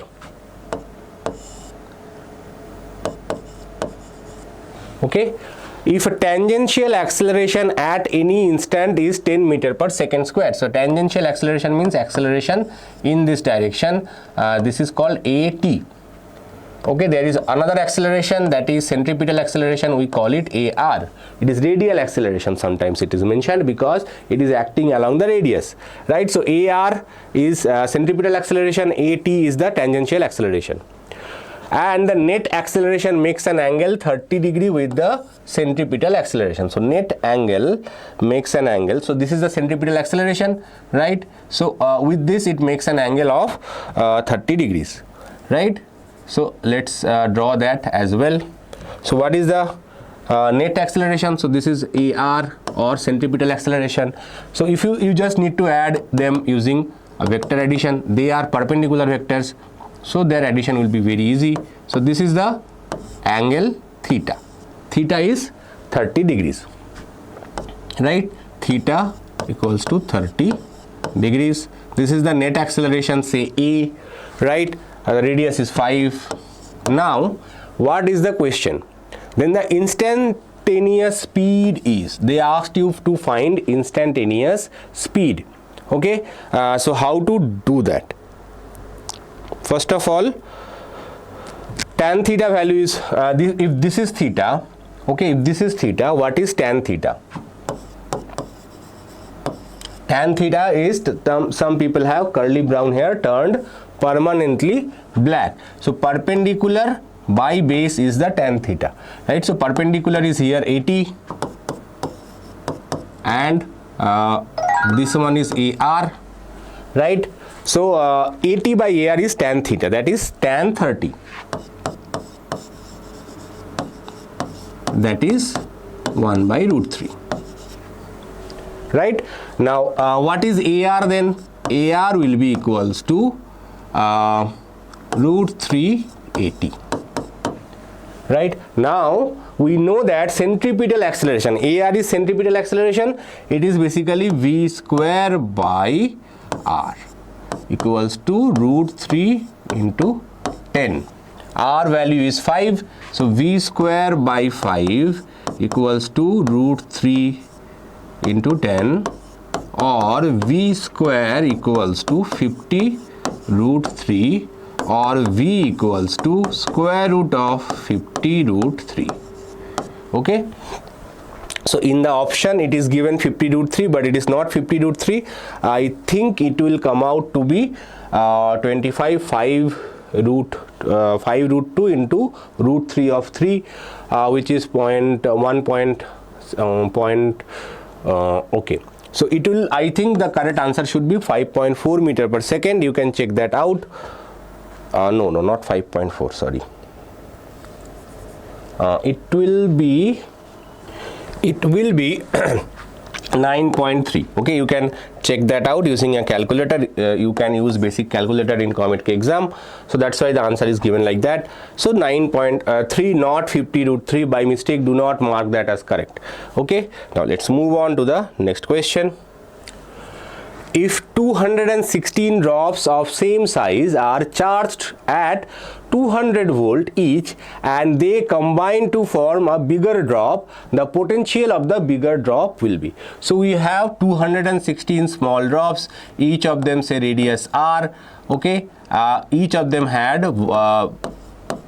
potential V, right? So you have 206 of them. Now you combine them and you merge them to make a bigger drop. Okay, so the radius say capital R. So what is the relationship between this one and this one? So 216 is the number. So capital R is basically 216 to the power 1/3 into small r. Okay, you can check that out, compare their volumes, add them up, and this is the shortcut formula for when some small drops are combining to forming a bigger drop. No matter what is the form, you can always use this as your go-to formula. So R equals to 36, so it is 216 is 6. 216 cube root is 6, so it will be R is capital 6R. Now this part is done. Now next is, what is the charge on each of this sphere? The charge is invariant and that will remain same, right? So charge in a small sphere charge say is small q. So we know that potential is basically kq by small r, that is given by 200 volts. So Q equals to 200 R by K. This is the charge of one small sphere. So what is the charge of the total 216 sphere? So charge is invariant, charge cannot be created or destroyed in isolated system. So total charge must be 216 Q. That is 216 into 200 R divided by K. Okay, so this is the total charge of the system. Now what is the potential of the bigger sphere then? Potential of the bigger sphere, say capital V big, equals to K into 216 Q divided by capital R. Potential, that is no square, it is potential. So K into K by R, let's put the value of R as well, which is 6 small r into 216 into small q, that is this one. Anyway, we do not need actually this one, we can directly put the value. This one is not required because we are using the factor, right? So just put that value here, 200 small r by k. K cancels, small r cancels, you get here 36. So 36 into 200, that is 7200. Okay, 7200 volt is the answer. So correct answer is option B. Now next, the conductivity of a semiconductor increases with increase in temperature. So semiconductors resistivity decreases, conductivity increases as you increase the temperature. Number density of free current electrons increases. Obviously, as the electrons are getting freed, they collide with each other and more electrons are getting available. So electron density increases. Let's see the other options. Relaxation time increases. Relaxation time does not increase, it decreases. Okay, because collisions are more frequent, that means electrons are not relaxed, they are making more and more collisions. More collisions means decreased relaxation time. Both number density of carriers and relaxation time increases. No, relaxation time does not increase. Number density of the current carriers increases, relaxation time decreases, but the effect of decrease in relaxation time is much less than increase in number density. Obviously, a longer statement generally tends to give you a correct answer, not always, but that is the correct answer in this case, because decreasing relaxation time means more resistivity. But because the increase in number density is significant, that overshadows the increase in resistance, right? So because more number of electrons are getting freed and the electrons number density increases, means it becomes a good conductor. So even though this resistance is increasing because of the temperature, the fact that the number density is increasing, that overshadows the increase due to decrease in relaxation time. Right? So correct answer is option D in this case. Next question. For resistors, each of the resistance R are connected as shown in the figure below. Here we have 1, 2, 3, 4, 5, 6. This is a combination of resistances. The total resistance point 1 and 3 is 0.5 R. So between 1 and 3. So if you want to reach from 1 to 3, what is the resistance you want to pass? Only 1 R. So definitely not 0.5 R. So first option is not correct. Okay, so this is not correct. Next question, next part. The total resistance between 0.1 and 6 is 3.5 R. 0.1 and 0.6. Now what you have to do, you have to consider the entire system. So here R and R are connected in parallel. R and R are connected in parallel. So parallel resistance means two equal resistance connected in parallel. Their equivalent resistance is R by 2. Parallel resistances, two equal of them, if they are connected in parallel, their equivalent resistance is R by 2. Now this system is connected in series. All of these three resistances connected in series. This one equivalent of this one and this one, right? So it is like one resistance here, another resistance here, another resistance here, right? This is 1, this is 6, this is R, this is R, this is R by 2, right? So what is the total resistance now? R plus R plus R by 2, right? So it will be 4R plus R by 2, that is 5R by 2. that is 2.5 R. So this is also not correct. This is also not correct. Let's see the next point. The total resistance between 0.3 and 0.6. The total resistance between 0.3 and 0.6. Okay, now this is very interesting. Here you can consider this resistance because 0.2, even though you are not considering 0.2, 0.2 and 0.3 are actually the same point. There is no difference between these 2 points. In that case, you have previous cases 1, 2, 3, there was no sequence, but in this case 2 and 3 are basically the same point. So even if you consider this to be 2R, you cannot take that, you cannot emit this resistance. This has to be converted because they are having the same potential. So you cannot ignore these two resistance. So here it will be R and R in parallel, so R by 2 plus R, that is 3R by 2, that is 1.5R, not 2R. Very careful because these 2 points, even though you are considering 3 and 6, this point you cannot ignore because they are actually connected. Okay, because they are connected directly. This one you can ignore because there is a resistance here. Here there is no resistance, so you cannot ignore these 2 points. If there was one resistance over here, if there was a small resistance over here, then you could have ignored this point 2. You can directly say, okay, this is the resistance between these 2 points. Okay, because there is no resistance here, these 3 and 4, even if you are saying 3 and 6, it is the same as 2 and 6. Okay, the total resistance between point 2 and 4 is 0.5R. 0.2 and 0.4. So 0.2, as I said, 0.2 means 2 and 3 together, and 0.4 means 4 and 5 together. So if they are in together, their equivalent resistance is R by 2. We already calculated, that is 0.5 R. So obviously option D is the correct answer for this question. Next, in the AC circuit given below, voltmeter V1, V2 and V3, voltmeter V1 and V2 read 100 volt each. So this is 100, this is also 100. This is V1, this is V2, this is V3. Okay, find the reading of the voltmeter V3 and ammeter A. So you have to find ammeter A and the reading of the voltmeter V3. Now because these two having the same voltage, that means the system is in resonance. VL equals to VC.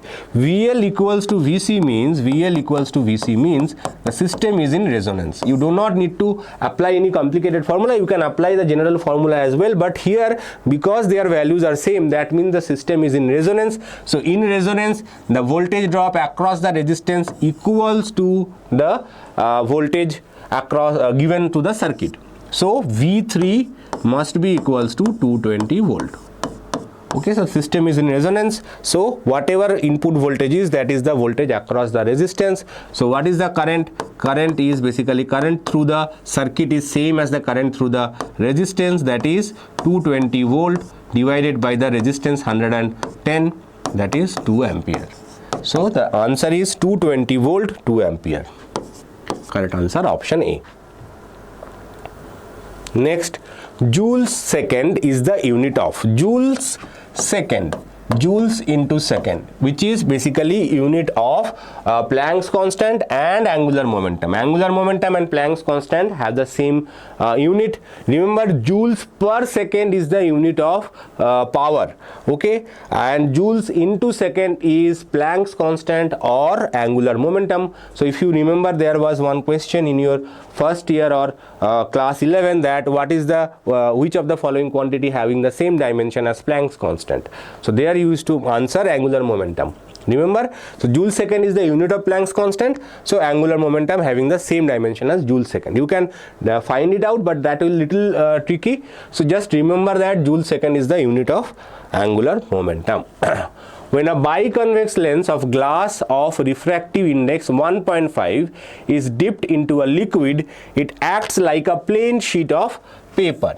Okay, this means that the refractive index of the liquid. So if it is behaving like a plain sheet of paper, means light can pass through easily. It is basically equal to that of the glass, both of them having the same refractive index. That is why it is behaving like a plain sheet of paper, right? No refraction is happening.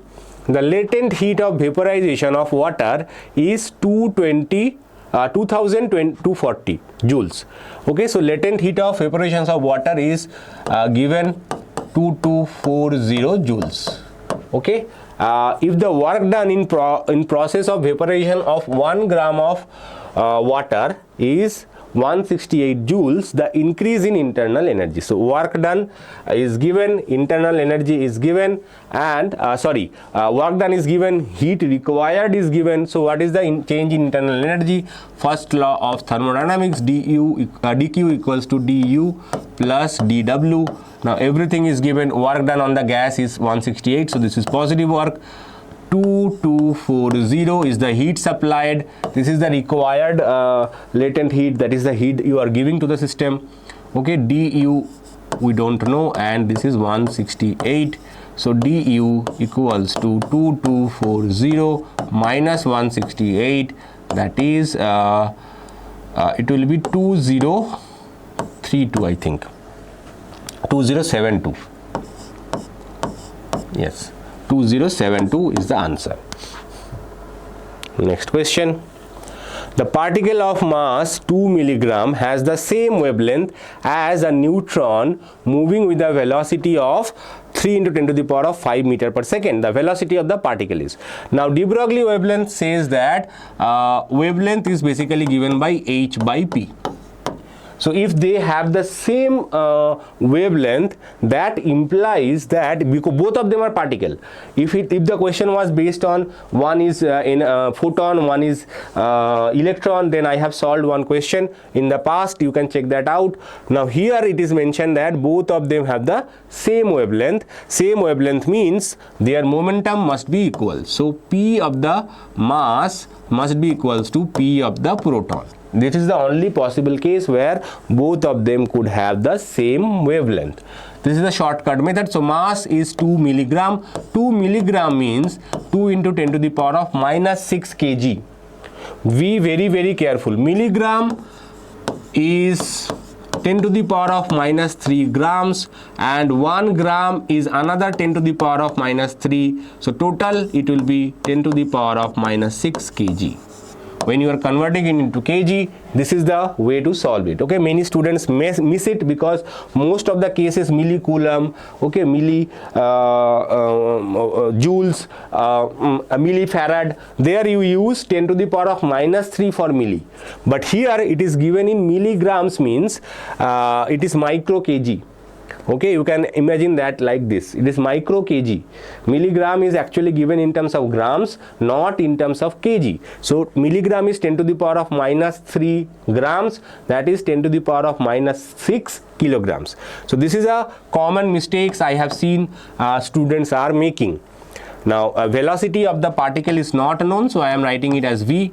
Velocity of proton is given, mass of the velocity of the, not proton, it is neutron. My mistake, it's a neutron. Okay, so mass of the neutron is 1.6 into 1.67 into 10 to the power of minus 27, and its velocity is 3 into 10 to the power of 5. So what is the velocity here? Velocity here will be almost 0.8 3, that is V equals to 3 8 is 24, 22.4 into yes 2.49 into 10 to the power of minus 6 minus 21 plus 5 minus 16 meter per second. Okay, so it will be 2.49 into 10 to the power of minus 16 meter per second, which is close to this value. So this is the answer. Okay, next is two narrow parallel slits illuminated by a coherent monochromatic light produces an interference pattern on a screen placed at a distance d from the slits. The separation between the dark lines of the interference pattern can be increased by. Okay, so we have a slit. So this is Young's double slit experiment, and you are getting some pattern over somewhere. Okay, so how can you increase the distance between dark lines? That means basically it says that how you can increase the fringe width. Okay, increasing the separation between dark lines means you are increasing the fringe width. So what is the formula for fringe width? Beta equals to lambda d by d for n equals to 1. Now how can you increase the fringe width? So there are few ways. You can increase lambda, you can increase the distance d, okay, or you can increase this decrease this small distance d. So these are the three ways you can change the fringe width beta. Decreasing the distance between the screen and slits, no. Decreasing the distance, this is d should be increased. Increasing the distance between the slits, increasing the distance between slits means small d, so this is also should be decreased, not increasing. Using monochromatic light of longer wavelength, so longer wavelength means you are increasing the value of lambda, so this is the correct answer. Using monochromatic light of higher frequency means lower wavelength means decreasing beta, so this is not the correct answer. Using monochromatic light of a longer wavelength. So just a language trick, other than that it's a simple question. Let's move on to the next question. 3-point charges are located on a circular arc ABC as shown in the figure below. The total electric field at the center of the arc C is. This is a little complicated question, but not super difficult. Here if you see, there is a positive charge of +4 nanocoulomb. Here we have a positive charge of +4 nanocoulomb. Here we have a negative charge of -2 nanocoulomb. Okay, so this is a positive charge, so what will be the direction of the electric field? The direction of electric field will be in this direction. Now here there is only one trick that you need to know.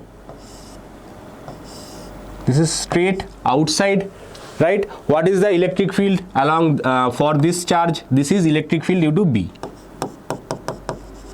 What is the electric field due to A? Electric field due to A will be in this direction, and electric field due to C will be towards the charge that is in this direction. Now if you see that both the charges B and A have the same magnitude, so EA, magnitude of EA must be equals to magnitude of EB, and say that value is given by E. Okay, so both of them are at value E. Okay, so even though I have written EB and EA, now I will just erase B and A. I will say both of them have the same magnitude. Now if they have the same magnitude, what is the angle between them? Angle between them is 120 degrees. Why? Because this is an opposite angle, right? This is an opposite angle, so this is 60 plus 60, 120. So this angle will be also 120. So two equal vectors having an angle 120 degree between them. Okay, so they actually give you the resultant, which is exactly opposite to this line. Okay, the angle they make is 60 degrees. The angle they make is 60 degrees. Okay, you can check that out using the vector combination formula. So basically that means this is the direction of this vector. Okay, and what is the value of the resultant?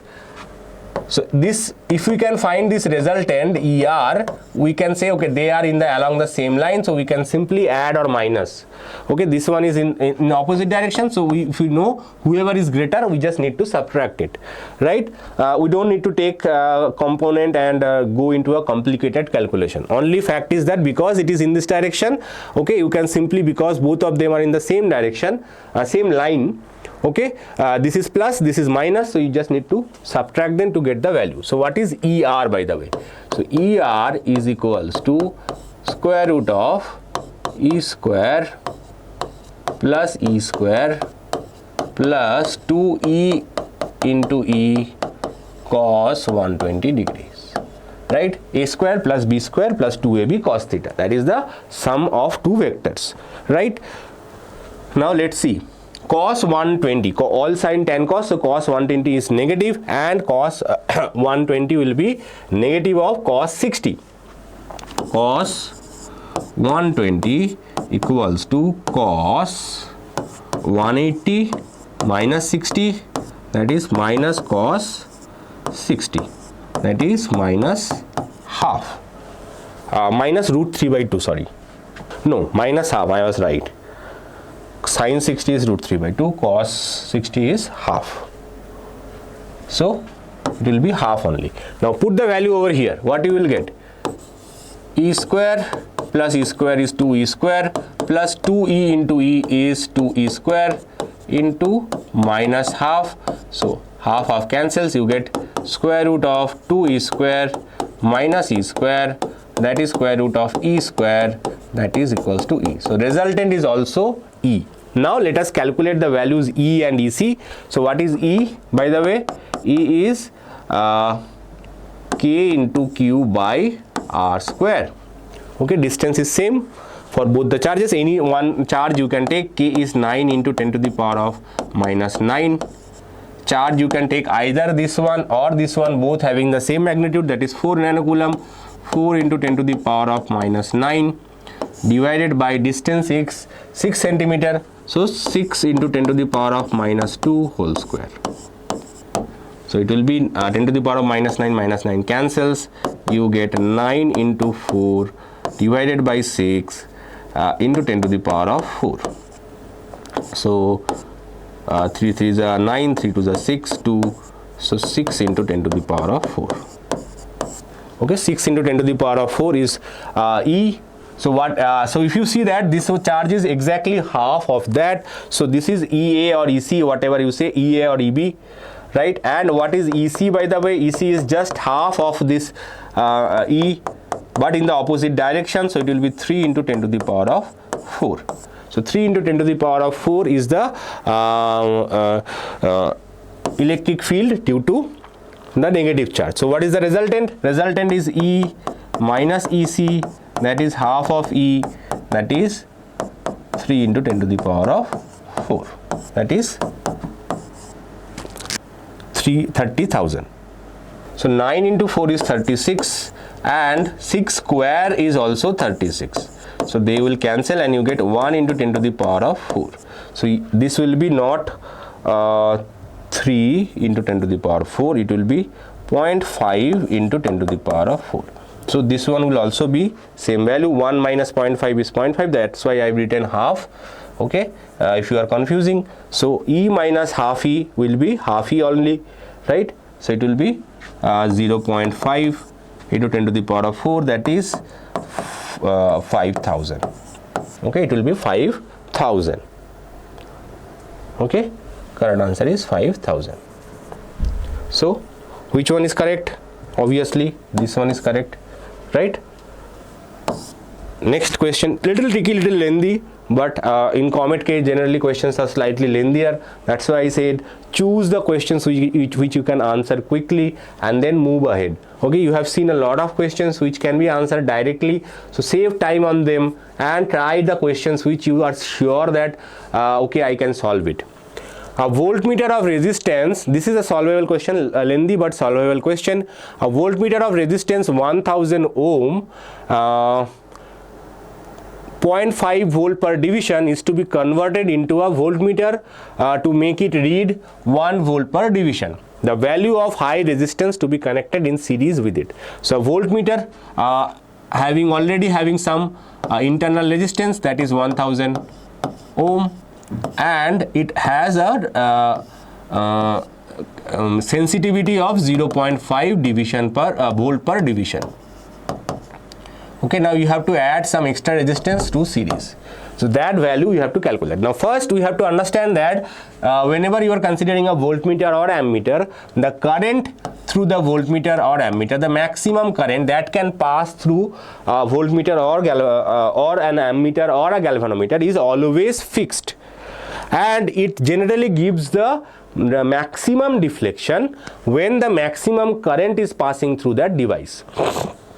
Okay, so suppose the voltmeter has a reading capacity of say 50 division or any division, in number of divisions, so 0, okay, 1, 2, like that, right?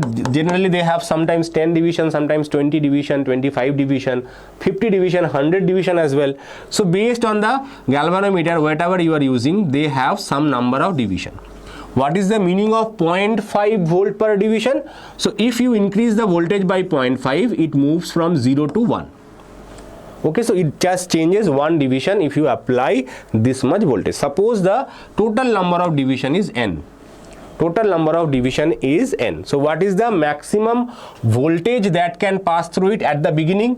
What is the maximum voltage that it can afford? The maximum voltage should be equals to n into 0.5. This is the maximum voltage. Now maximum voltage is not fixed, it can be changed by applying a resistance. Okay, so you have to calculate the maximum current. You have to remember that maximum voltage for a voltmeter can be changed, okay, by applying suitable resistance, but the current through the device will always be fixed. Okay, current, what is the at maximum level? What is the current maximum? It is Vm by the resistance of the voltmeter, right? So 0.5 N divided by 1000. This is the maximum current that can pass through this voltmeter at the beginning. Now once you have added an extra resistance capital R, now its sensitivity is now 1 volt per division. Now if you apply, initially if you apply 0.5, it was moving. Now if you apply 1 volt only, then only it will move. So what is the new maximum voltage? New maximum voltage is N into the sensitivity, that is N. Okay, N volt. This is the new value of maximum voltage. So maximum voltage is changing. Now what is the current? Current maximum will not change. It was Im, it will remain Im only. So what is that value? Vm dash divided by 1000 plus R. So by changing this R, we have adjusted the value of Im so that it remains the same value, and that is equals to 0.5 N by 1000. Okay, Vm is N, so Vm dash is N, so let's put that as well here, and obviously N cancels. So what you got? You got cross multiply 1000 equals to 1000 into 0.5 is 500 plus 0.5 R. Okay, so 0.5 R equals to 1000 minus 500, that is equals to 500. Okay, that is R equals to 0.5 500 divided by 0.5, 500 divided by 0.5, that is 1000. Okay, so it is 1000 ohm.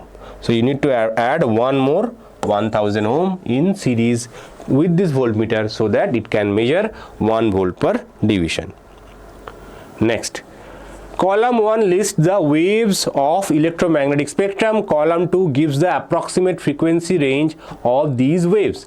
Match the column 1 and column 2 and choose the correct match from the given choices. So first let us see the column 1. Radio waves, microwaves, infrared, X-rays. Okay, column 2 is given the frequencies. Now which of them has the smallest frequency? Out of all these, which of them has the smallest frequency? That is radio waves. Radio waves has the smallest frequency. Now if you see which of the thing has the smallest frequency here, 18 to 20, 11 to 14, 4 to 8, 9 to 12. So definitely this is the smallest frequency. So radio waves will match with this. So this is matching with option A, or A is matching with R. Okay, let us write it like this. Next is who is the smallest? After radio, next is micro. Okay, so micro is the next in the line. So which one is the next in the line? So if you see 10 to the power 18 to 20, 11 to 14, 9 to 12. So 9 to 12 is next in the line. Okay, so 9 to 12 must be matching with B. Next is what? Next is infrared. Infrared is the smallest frequency, next smallest. So it will be 10 to the power 11 to 5 into 10 to the power 14. So this is matching with P. And X-rays has the highest frequency from the given given combination. So this is one more thing there, it will be Q, not P. Okay, there is a typing error. So this will be Q and this will be P. So let's see the matching. A with R, B with S, B with S, C with Q, C with Q, D with P. So option B is the correct answer for this matching. Next question. A monochromatic light of wavelength 800 nanometer is incident normally on a single slit of width 0.020 millimeter to produce a diffraction pattern on a screen placed 1 meter away. Estimate the number of fringes obtained in Young's double slit experiment with slit separation 0.2 millimeter, which can be accommodated within the range of the total angular spread of the central maximum of the single slit. So first of all, we have to calculate the so first we are using a single slit. This is the screen, so there is an angular split. So what is this? This is, suppose this angle, half of the angle is theta. Okay, then we know that A sine theta equals to n lambda. Now for central maximum n is equals to 1, so sine theta equals to lambda by A. Now generally lambda's value is very small, A is also very small, so we can approximate this value theta is approximately lambda by A. Theta is in radians obviously. Now what is the value of lambda? Lambda is 800 nanometer. So 800 into 10 to the power of minus 9, and A is 0.02 millimeter, 0.02 millimeter minus 3.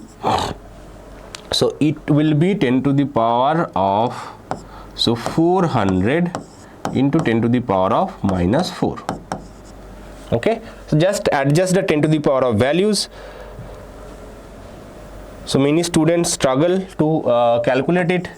Minus 3, minus 9, so it will be it will go up and added minus 6, and here we have two more decimals. It will again reduce the 10 to the power of value over here, so it will be 10 to the power of minus 4.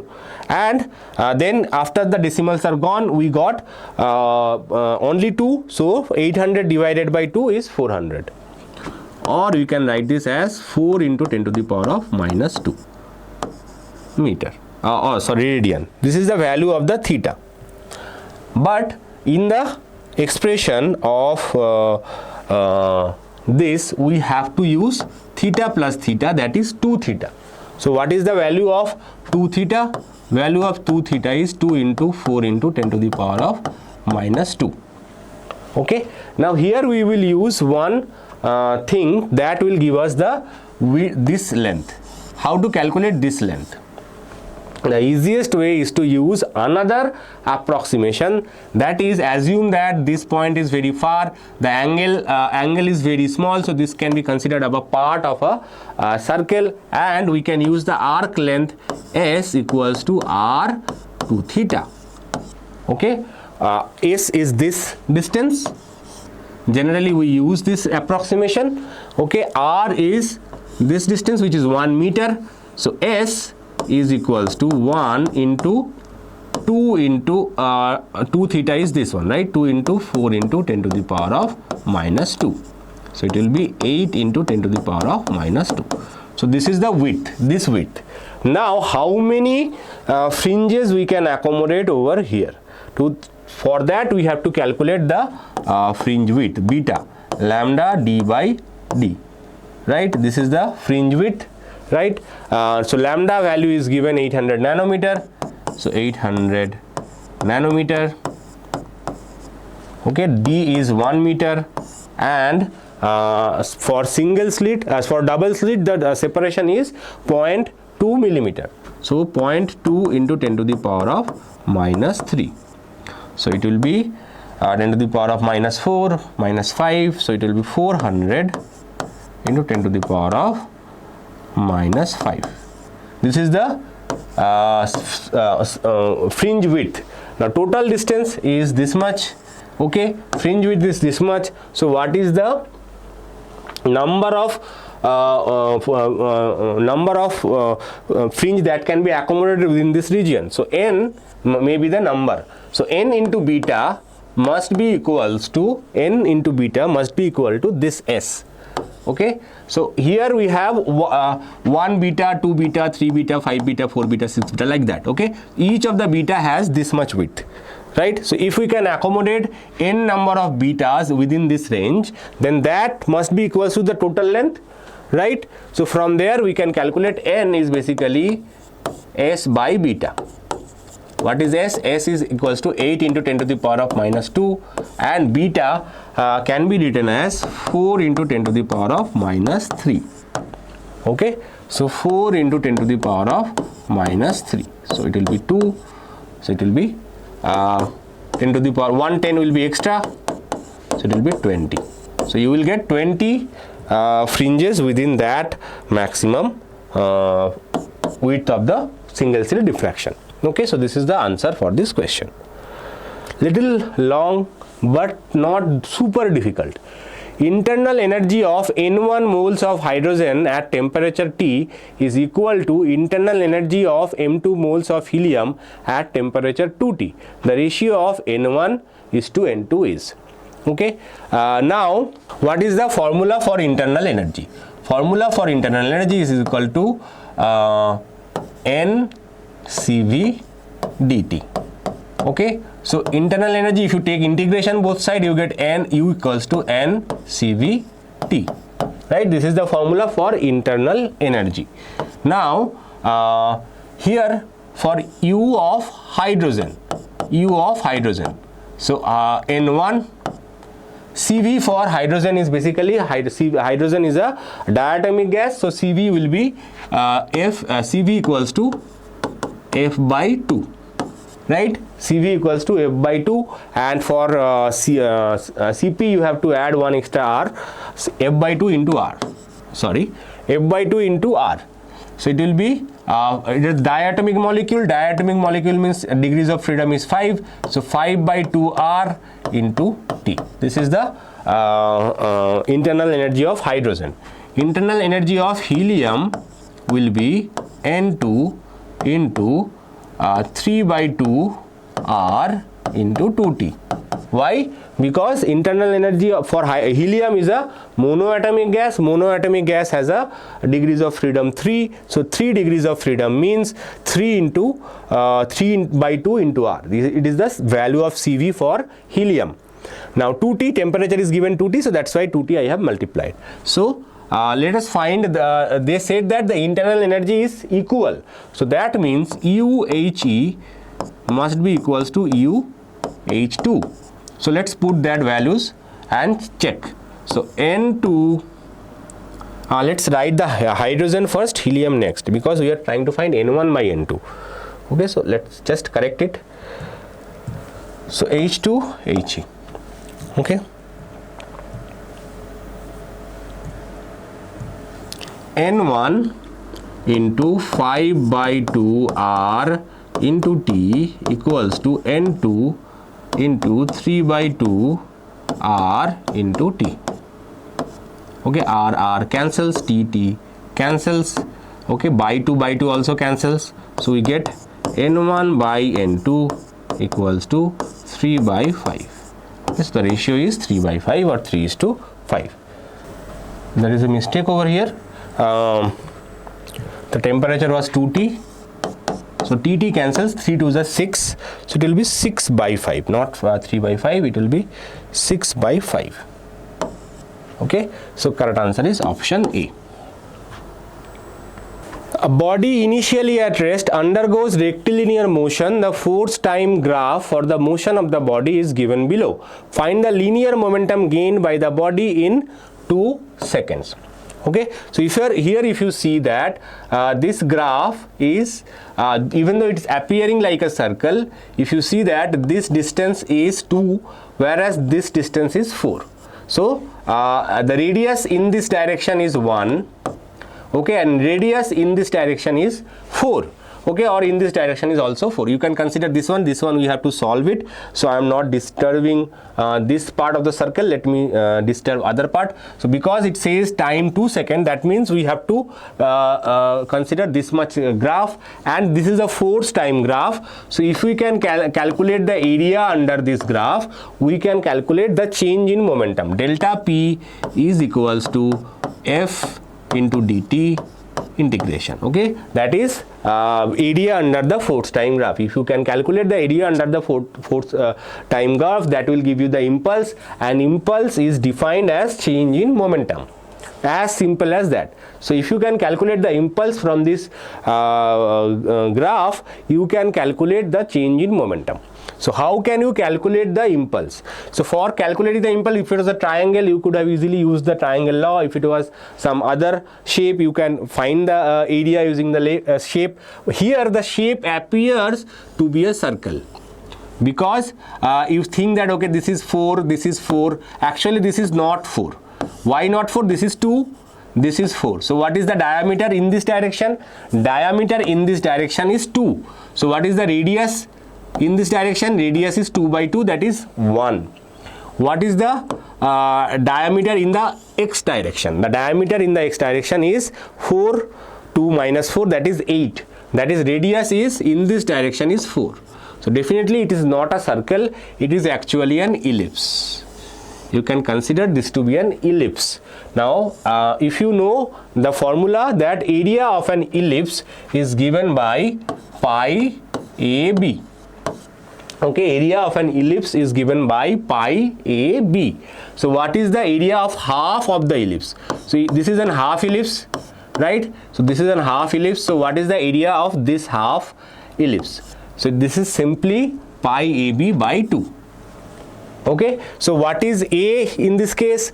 A is 1. What is B in this case? B is 4. So what is the area? Area is pi into A is 1, B is 4 divided by 2, that is 2 pi Newton second. 2 pi Newton second is the answer. Easy question, but I don't know whether the diagram actually given like this, or those who copied it or those who got that answer, they redraw it incorrectly, but we have no other option but to trust these sources. There is no official release of the question paper from the COMEDK website, so we are trusting it whatever we got it from other sources, right? Textbook and other previous year question books, right? So this is the way to solve it. You just need to remember that impulse is basically momentum, change in momentum. So they asked you to find the linear momentum gained by the body. So linear momentum gained means linear momentum change, right? Change in the linear momentum. The change in linear momentum is this area under the graph. Okay, area under the graph is the change in the momentum. This much momentum must be gained by the body. Now, next question. Incident light of wavelength 800 nanometer. So 800 nanometer appears to be very favorite of the question paper setter, whoever has set the question. Incident light of wavelength 800 nanometer produces a diffraction pattern on a screen 1.5 meter away when it passes through a single slit of width 0.5 millimeter. The distance between the first dark fringe on either side of the central bright fringe is. So this is a diffraction pattern, not an interference pattern. So beta is not required here. It is same problem as the previous one we have solved. So this is a single slit. This is producing a diffraction pattern. This angle is theta. We want to find this distance. We want to find this distance. So this is the bright spot. After that we have a dark spot. So this is the dark spot, this is a dark spot. So this is how we can calculate the distribution of the maximum. So first we will use A theta equals to n lambda. N is 1 and A sin theta, but as I said theta is small, so we are assuming this as to be only theta. So theta equals to lambda by A. So what is the value of lambda? Lambda is 800 nanometer, 800 into 10 to the power of minus 9, and divided by A is 0.5 millimeter. So it will be 5 16s are 80, so it will be 160 into 10 to the power of minus 5. Okay, 160 into 10 to the power of minus 5 is the value of theta. So we know that again same formula, S equals to R into theta. Here theta is actually 2 theta, so S equals to R into 2 theta, that is R value is 1.5 into 2 and theta is 160 into 10 to the power of minus 5. Okay, so this is the distance between two consecutive dark fringes. So it will be 3 into 160, 3 16 ja 48, so 48 480 into 10 to the power of minus 5, or 4.8 into 10 to the power of minus 3, or 4.8 centimeter. This is up to this point, it is meter, so centimeter means minus 3 to centimeter, so 4.8 centimeter. Correct answer option C. Next, a transformer of 100% efficiency has 200 turns in the primary and 4000 turns in the secondary. It's a step-up transformer. It is connected to a 220 volt main supply and secondary feeds to a 100 kilo ohm resistance. The potential difference per turn. So this is very interesting question, potential difference per turn. Now you have to remember that efficiency is 100%, so this is an ideal transformer, and potential difference per turn is a constant quantity for an ideal transformer. That means potential difference per turn in the primary is equal to potential difference per turn in the secondary. It is a constant quantity for an ideal transformer. No matter how many turns you apply, the potential difference per turn is a constant quantity. Maybe it's secondary, maybe it's primary, both of them will have the same potential difference per turn. That's why by increasing the number of turns or decreasing the number of turns, we can change the total output voltage. Okay, so 200 turns is the turns in the primary, and input voltage is 220 volts, so potential difference per turn is 220 volt divided by number of turns, right? So 0 cancels, 11 by 10, that is 1.1 volt. So 1.1 volt is the potential difference per turn, and this is a constant quantity. Next question. Action and reaction can never balance out because, so action and reaction cannot balance because they act on different objects. Okay, so they are unequal in magnitude, though they are equal in magnitude and opposite in direction, they act on different bodies. So if I apply action, suppose I am applying action on this board, the reaction will not be applied on the board will apply the reaction on my hand. So action and reaction, even though they occur in pair, they act on different bodies. That's why they cannot create balance or equilibrium. The current in a coil changes steadily from 3 ampere to 5 ampere in 0.2 seconds. When an EMF of 2 microvolt is induced in it, the self-inductance of the coil is. So EMF induced is epsilon equals to L di by dt. There is a sign involved, negative sign, but I am not very concerned about the sign. So EMF induced is 2 microvolt. L we are trying to find. Di by dt is 5 minus 3 by 0.2. So it is L into 2 by 0.2, that is 10 into L, or L equals to 0.2 microfarad. Okay, L equals to 0.2 microhenry.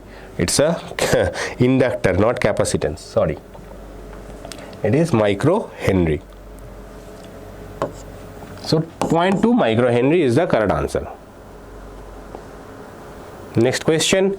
The output given in the circuit is negatively rectified half wave, positively rectified half wave, negatively rectified full wave, 0 all the times.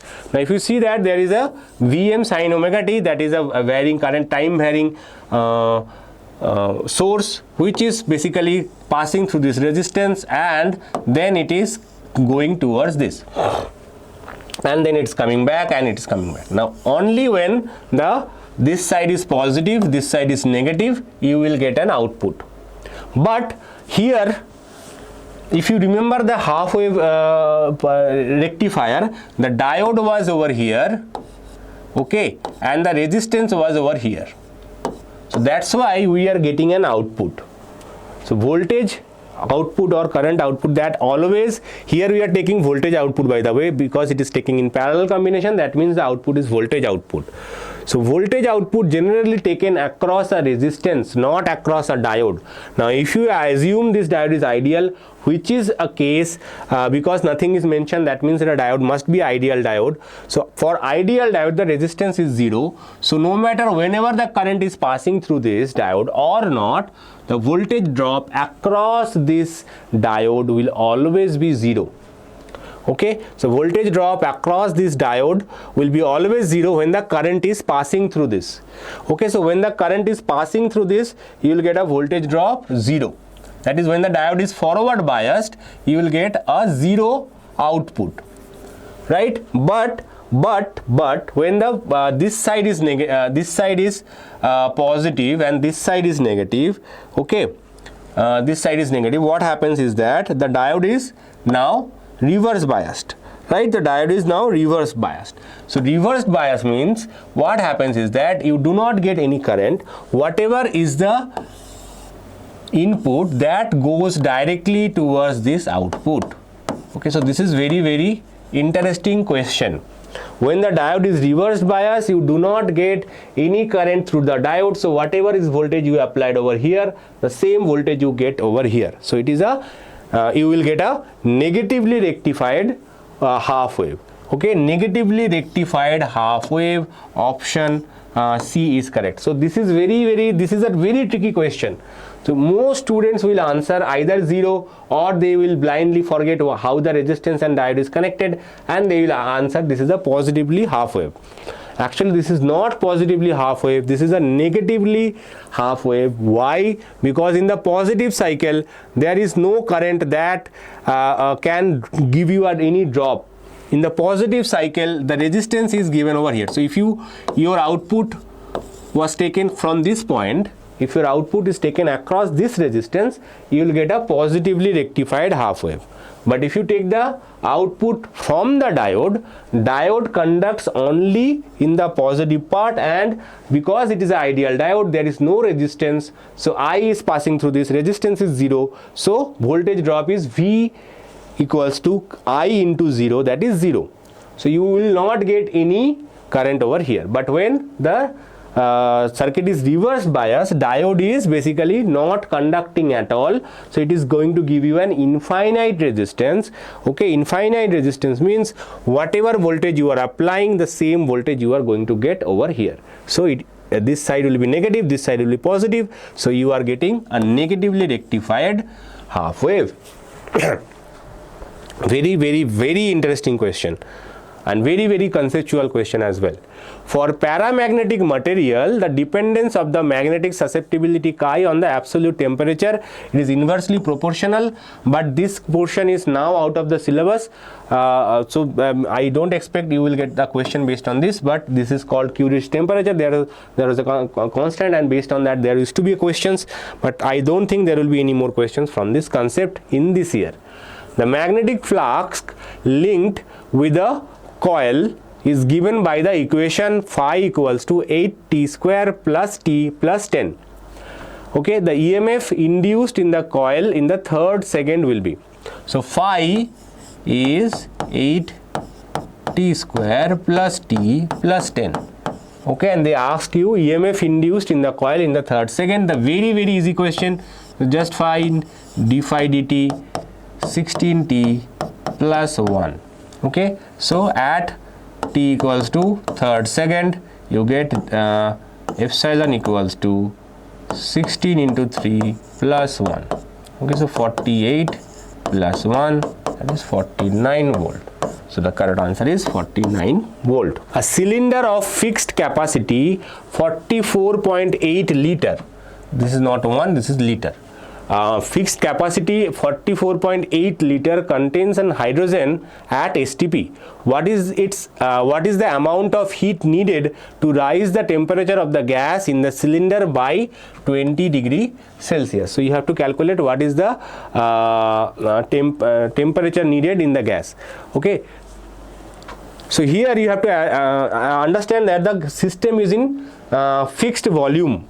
So fixed volume means what we have to consider, only its internal energy will change. So whatever heat you supply, it will give rise to its internal energy only, because the work done in the system P dV, dV is 0, so V is constant, dV is 0, so no work done is happening. And we know that change in internal energy is N CV dt, right? N CV dt.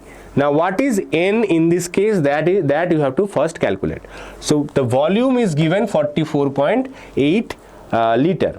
Now we know that 1 mole of any gas, 1 mole of ideal gas has a volume of fixed volume, right? 22.4 liter, right? So what is the mole number of the hydrogen gas? Mole number of hydrogen gas is 44.8 divided by 22.4, that is equals to 2.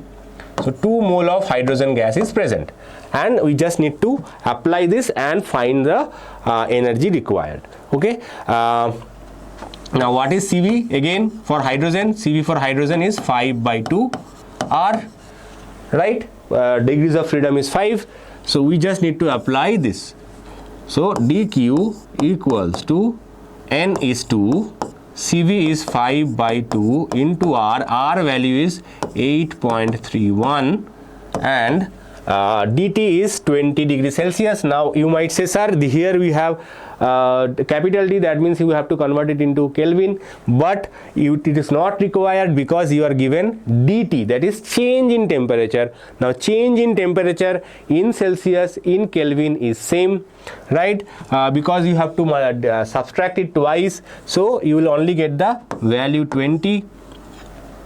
So 2 cancels, and you get 5 to 20 is 100, so 100 into 8.31, that is 831 joules. You need to supply 831 joules of heat energy.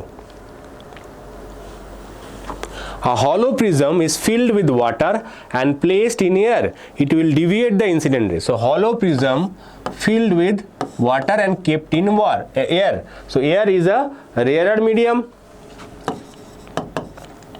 and water is a denser medium. So light, when traveling from rarer to denser medium through a prism, it always bends light towards its base. Okay, if it is inverse, suppose a hollow prism, put it inside the water, that is inside the hollow prism we have air, outside we have water, then it would have done the opposite thing. Okay, so it will always bend the light towards the base. Okay, towards the base. Next, the number of possible natural oscillations of air column in a pipe closed at one end of length 85 cm whose frequencies lie below 1250 Hz are. Okay, so here we have one end closed pipe. Okay, so this is the fundamental frequency. So if you remember, if this length is L, okay, speed of sound is V, then the fundamental frequency is given by V by 4L. Okay, now in case of one end closed pipe, only odd harmonics can be present. So suppose we have so odd harmonics can be present means this is one of them, Okay, only odd harmonics can be present. This is the second harmonic, third harmonic, fourth harmonic. Suppose n number of harmonic, nth harmonic, nth number we are trying to find. So we know that 2n minus 1 V by 4L is the n number of harmonic that is present. Now that frequency must be less than equals to 1250. Okay, this is the frequency of the nth harmonic, and that harmonic, the frequency of that nth harmonic is given by this formula. Only odd harmonics present. So this is the formula, and for that we know that it is 1250. Okay, so 2n minus 1 into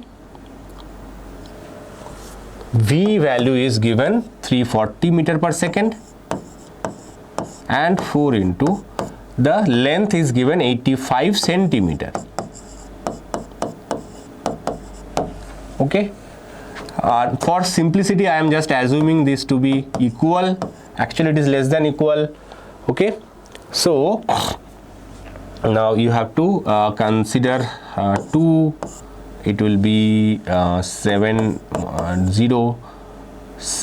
5s are 85, 5 2s are 10, 2 2 cancels, so you get 2n minus 1 equals to 1250 into 10 to the power of minus 2. Everything cancels. 4 into 85 is actually 340. Okay, so they cancels, you get 1250 into 10 to the power of minus 2, that is 12.5, right? 10 to the power minus 2 means 2 decimals, so you get this as 2n equals to 12.5 plus 1, that is 13.5. Okay, or n equals to 13.5 by 2, which will be the nearest integer, 6 point something, 6 point I think almost close to 7 in fact, but we will not take this value as 7, we will take this as only 6. Okay, we will take this value only as 6. So number of frequency is basically possible natural oscillation is 6. Possible natural oscillations that is possible in this pipe is 6. Okay, the figure shows a network of 5 capacitors connected to a 20 volt battery. Calculate the charge acquired by each 10 microfarad capacitor. So here we have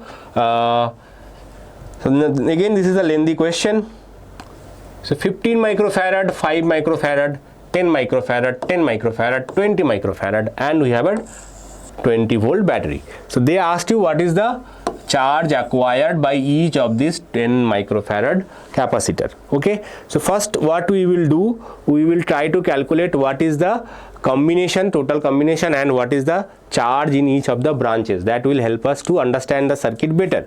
So what we will do, these two capacitors are connected in parallel, right? If you see, they are connected in parallel. So in parallel combination they gets added, so the equivalent capacitance is 20 microfarad. Similarly, these two are also connected in parallel, so they are also connected in parallel, so 20 microfarad. Okay, so we have now 320 not 3, now these and these are connected in series. Okay, so if you remove entire part using like this, so you have one capacitor like 20 microfarad here this side, and we have 120 microfarad on other side, and this one is connected like this.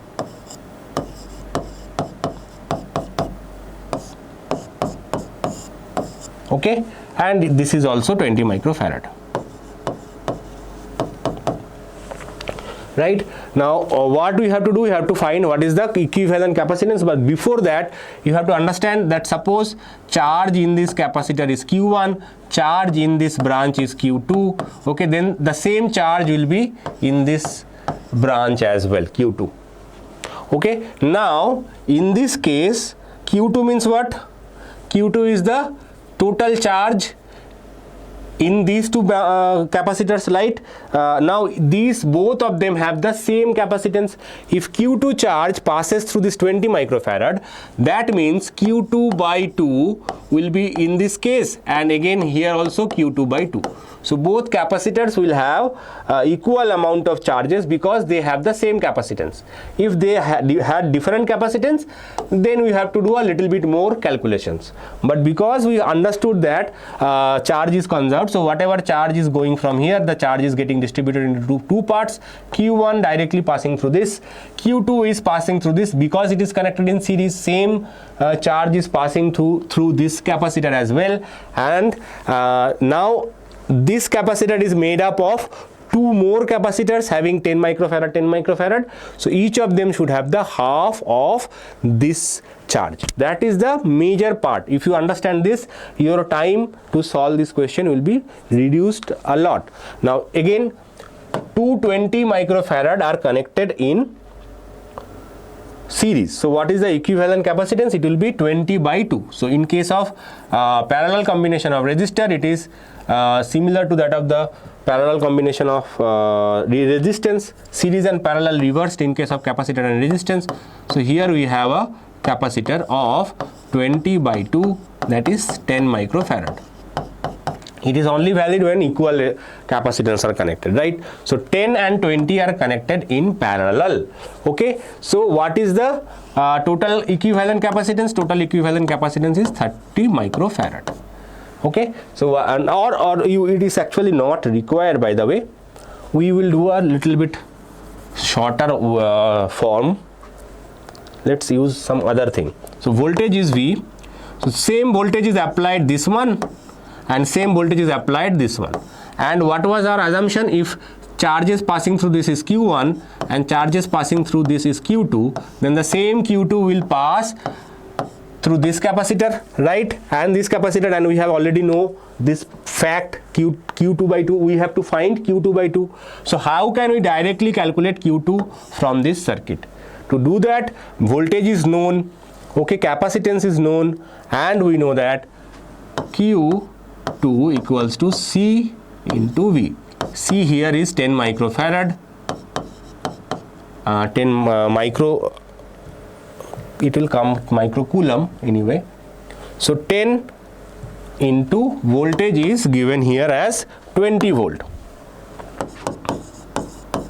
So 10 into 20 microcoulomb.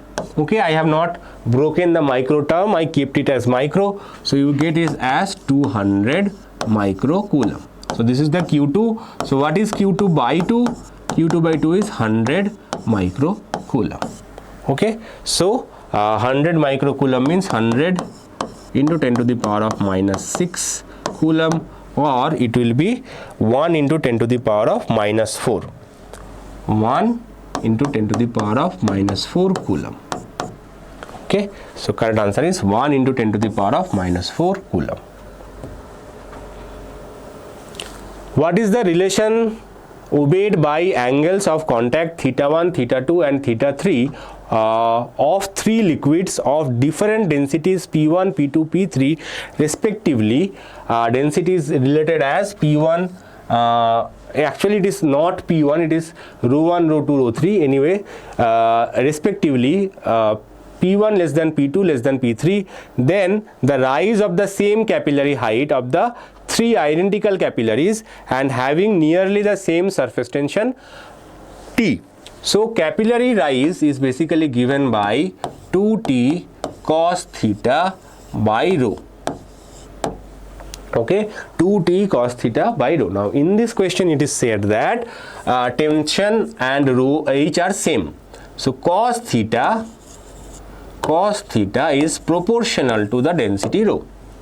Okay, now if you increase the value of density, the cos theta value also increases, right? So cos theta value increases means value of theta decreases. Why? Because theta is maximum at, cos theta is maximum at theta equals to 0 degree. So if you take the value of cos theta equals to 1, suppose, then theta should be 0. So higher the value of rho, smaller is the value of theta. Okay, theta indirectly, it is not direct relation, theta is inversely proportional to rho, right? So if you increase the value of rho, theta value should decrease. This is not direct relation, by the way, I am just writing it for understanding. Don't come and ask me, sir, this is not a incorrect statement. Yes, you have to expand it binomially and then use it.